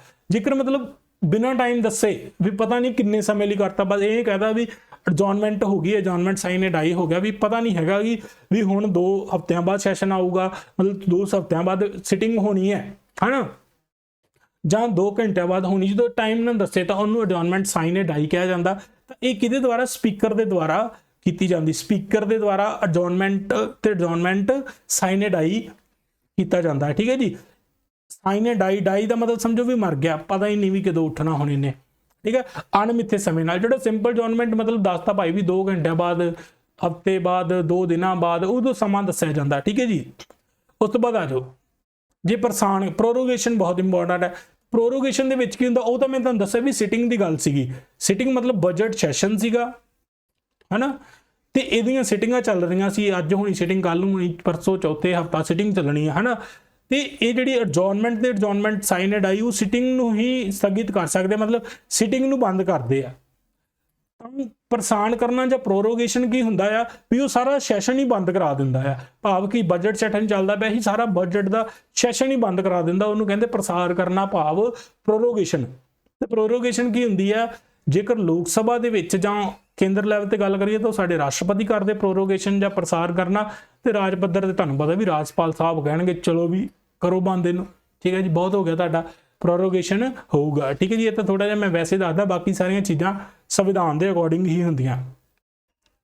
ਬਾਕੀ ਦੇਖੋ ਜੀ, ਭੰਗ ਹੋਣਾ, ਡਿਸੋਲਵ। ਠੀਕ ਹੈ ਜੀ, ਵਿਧਾਨ ਸਭਾ ਦੇਖੋ 5 ਸਾਲ ਲਈ ਚੁਣੇ ਗਏ ਆ, 5 ਸਾਲ ਦੇ ਬਾਅਦ ਆਟੋਮੈਟਿਕਲੀ ਇਹ ਡਿਸੋਲਵ ਹੋ ਜਾਣੀ, ਭਾਈ ਵੀ ਚੋਣਾਂ ਦੁਬਾਰਾ ਕਰਾਓ। ਠੀਕ ਹੈ ਜੀ, ਬਾਕੀ ਤੁਹਾਨੂੰ ਪਤਾ ਬਹੁਤ ਸਾਰੇ ਰੀਜ਼ਨ ਇਹ ਵੀ ਬਣ ਸਕਦੇ, ਵਿਚਾਰੀ ਪਹਿਲਾਂ ਵੀ ਭੰਗ ਹੋ ਸਕਦੀ ਹੈ, ਬਹੁਤ ਸਾਰੇ ਰੀਜ਼ਨ ਹੁੰਦੇ ਆ। ਠੀਕ ਹੈ ਜੀ, ਜ਼ਿਆਦਾ ਹੀ ਡੀਪ ਪੜ੍ਹੀ ਗਏ ਤੇ ਠੀਕ ਹੈ, ਆਪਾਂ ਕੋਈ ਇਹ ਤਾਂ ਹੈ ਨਹੀਂ PhD ਕਰਨੀ, ਆਪਾਂ ਪੇਪਰ ਕੱਢਣਾ। ਠੀਕ ਹੈ ਜੀ, ਬਾਕੀ ਬਹੁਤ ਮੋਰ ਦੈਨ ਸਫੀਸ਼ੀਐਂਟ, ਕੱਲ ਕੀ ਲੋੜ ਤੋਂ ਜ਼ਿਆਦਾ ਚੀਜ਼ਾਂ ਅੱਛੇ ਢੰਗ ਦੇ ਨਾਲ ਮੈਂ ਕਰਵਾਈਆਂ। ਠੀਕ ਹੈ ਜੀ, ਮੈਨੂੰ ਲੱਗਦਾ ਕਿ ਇਸ ਤੋਂ ਬਾਅਦ ਤੁਹਾਨੂੰ ਕੁਐਸਚਨ ਨਹੀਂ ਆਉਣੇ। ਬਾਕੀ ਕੋਰਮ ਦੇ ਬਾਰੇ ਤੁਹਾਨੂੰ ਦੱਸਿਆ ਕਿ ਘੱਟ ਤੋਂ ਘੱਟ ਸਦੱਸਿਆ ਜਿਹੜੇ ਸਦਨ ਦੇ ਵਿੱਚ ਹੋਣੇ ਜ਼ਰੂਰੀ ਹੈ। ਠੀਕ ਹੈ ਜੀ, ਕਿ ਜਿਹੜਾ ਕੋਈ ਵੀ ਕਾਰੋਬਾਰ ਸ਼ੁਰੂ ਕਰਨਾ ਤਾਂ 10ਵਾਂ ਹਿੱਸਾ ਟੋਟਲ ਸੀਟਾਂ ਦਾ ਹੋਣਾ ਚਾਹੀਦਾ ਆ। ਠੀਕ ਹੈ ਜੀ, ਤੇ ਇਹ ਚੀਜ਼ ਨੂੰ ਤੁਸੀਂ ਯਾਦ ਰੱਖਣਾ, ਕੋਰਮ ਬਹੁਤ ਇੰਪੋਰਟੈਂਟ ਹੈ। ਠੀਕ ਹੈ ਜੀ, ਬਾਕੀ ਦੇਖੋ ਚੈਪਟਰ ਤੁਹਾਡਾ ਕੰਪਲੀਟ ਹੋ ਗਿਆ, ਦੇਖੋ ਰਿਵਾਈਜ਼ ਕਰਦੇ ਰਹੋ ਟਾਈਮਲੀ। ਠੀਕ ਹੈ ਜੀ, PDF ਲਿੰਕ ਡਿਸਕ੍ਰਿਪਸ਼ਨ ਦੇ ਵਿੱਚ, ਐਪਲੀਕੇਸ਼ਨ ਡਾਊਨਲੋਡ ਕਰੋ। ਠੀਕ ਹੈ ਜੀ, ਉਦੋਂ ਤੁਹਾਨੂੰ ਮਿਲੇਗਾ ਕੁਐਸਚਨ ਪ੍ਰੈਕਟਿਸ ਵੀ ਤੁਹਾਨੂੰ ਨਾਲ ਹੀ ਮਿਲ ਜਾਣਗੇ। ਠੀਕ ਹੈ ਜੀ, ਤੇ ਕੁਐਸਚਨ ਪ੍ਰੈਕਟਿਸ ਕਰਨੇ ਤੇ ਆਪਾਂ ਜ਼ਬਰਦਸਤ ਤਰੀਕੇ ਨਾਲ ਤਿਆਰੀ ਕੀਤੀ ਹੈ। ਠੀਕ ਹੈ, ਜਿੰਨਾ ਵੀ ਆਪਣਾ ਹੋ ਗਿਆ ਕੰਪਲੀਟ ਸਿਲੇਬਸ, ਥੋੜਾ ਜਿਹਾ ਰਹਿ ਗਿਆ, ਫਿਰ ਰਿਵੀਜ਼ਨ ਦੇ ਕੰਮ ਆ, ਫਿਰ ਫੁੱਲ ਲੈਂਥ ਟੈਸਟ ਚੱਲਣੇ। ਠੀਕ ਹੈ ਜੀ, ਫੁੱਲ ਲੈਂਥ ਟੈਸਟ ਦੇਖੋ ਤੁਹਾਡਾ ਜਿਹੜਾ ਅਸਲੀ ਪੇਪਰ ਉਹ ਕੰਪਿਊਟਰ ਤੇ ਹੋਣਾ ਆ, ਤੇ ਮੈਂ ਇਹ ਸਲਾਹ ਦਊਂਗਾ ਜਿਹੜੇ ਵੀ ਬੱਚੇ ਆ, ਠੀਕ ਹੈ ਜੀ, ਫੁੱਲ ਲੈਂਥ ਜਿਹੜੇ ਤੁਹਾਡੇ ਟੈਸਟ ਹੋਣੇ ਨਾ, ਉਹ ਕਿਸੇ ਨੇ ਕੈਫੇ ਜਾ ਕੇ ਦਿਓ। ਕੈਫੇ ਜਾ ਕੇ ਦਊਂਗੇ ਤਾਂ ਤੁਹਾਨੂੰ ਇਹ ਫੀਲਿੰਗ ਆਊਗੀ ਭਾਈ ਵੀ ਅਸੀਂ ਪੇਪਰ ਹੀ ਦੇਣ ਆਏ ਆ।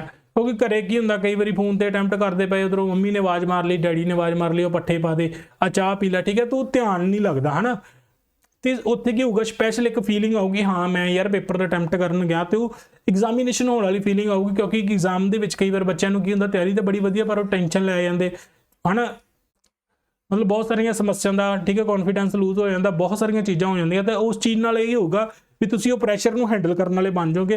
ਕਿਉਂਕਿ ਜੇ ਟੈਸਟ ਅਟੈਂਪਟ ਨਾ ਕੀਤੇ ਤਾਂ ਬਹੁਤ ਨੁਕਸਾਨ ਹੋ ਸਕਦਾ, ਕਿਉਂਕਿ ਦੇਖੋ ਟੈਸਟ ਅਟੈਂਪਟ ਕਰੋਗੇ ਤਾਂ ਪੇਪਰ ਕਲੀਅਰ ਹੋਊਗਾ। ਤੁਸੀਂ ਇਹ ਚੀਜ਼ ਦੇਖੋ, ਕੰਪੀਟੀਸ਼ਨ ਤਾਂ ਹੈਗਾ ਹੀ ਹੈਗਾ ਹਨਾ, 1700 ਦੇ ਕਰੀਬ ਸੀਟਾਂ ਆ, ਭਾਵੇਂ ਭਰਿਆ 2-2.5 ਲੱਖ ਨੇ, ਤਾਂ ਉਹਦੇ ਵਿੱਚੋਂ ਜੇ ਅਸੀਂ ਨਿਕਲਣਾ ਹੈ ਤਾਂ ਸੀਰੀਅਸ ਕੁਛ ਤਾਂ ਕੰਮ ਐਕਸਟਰਾ ਕੁਛ ਐਫਰਟ ਤਾਂ ਸਾਨੂੰ ਬੜੇ ਅੱਛੇ ਢੰਗ ਨਾਲ ਮਾਰਨਾ ਹੀ ਪਵੇਗਾ। ਇਹ ਚੀਜ਼ ਨੂੰ ਯਾਦ ਰੱਖਿਓ।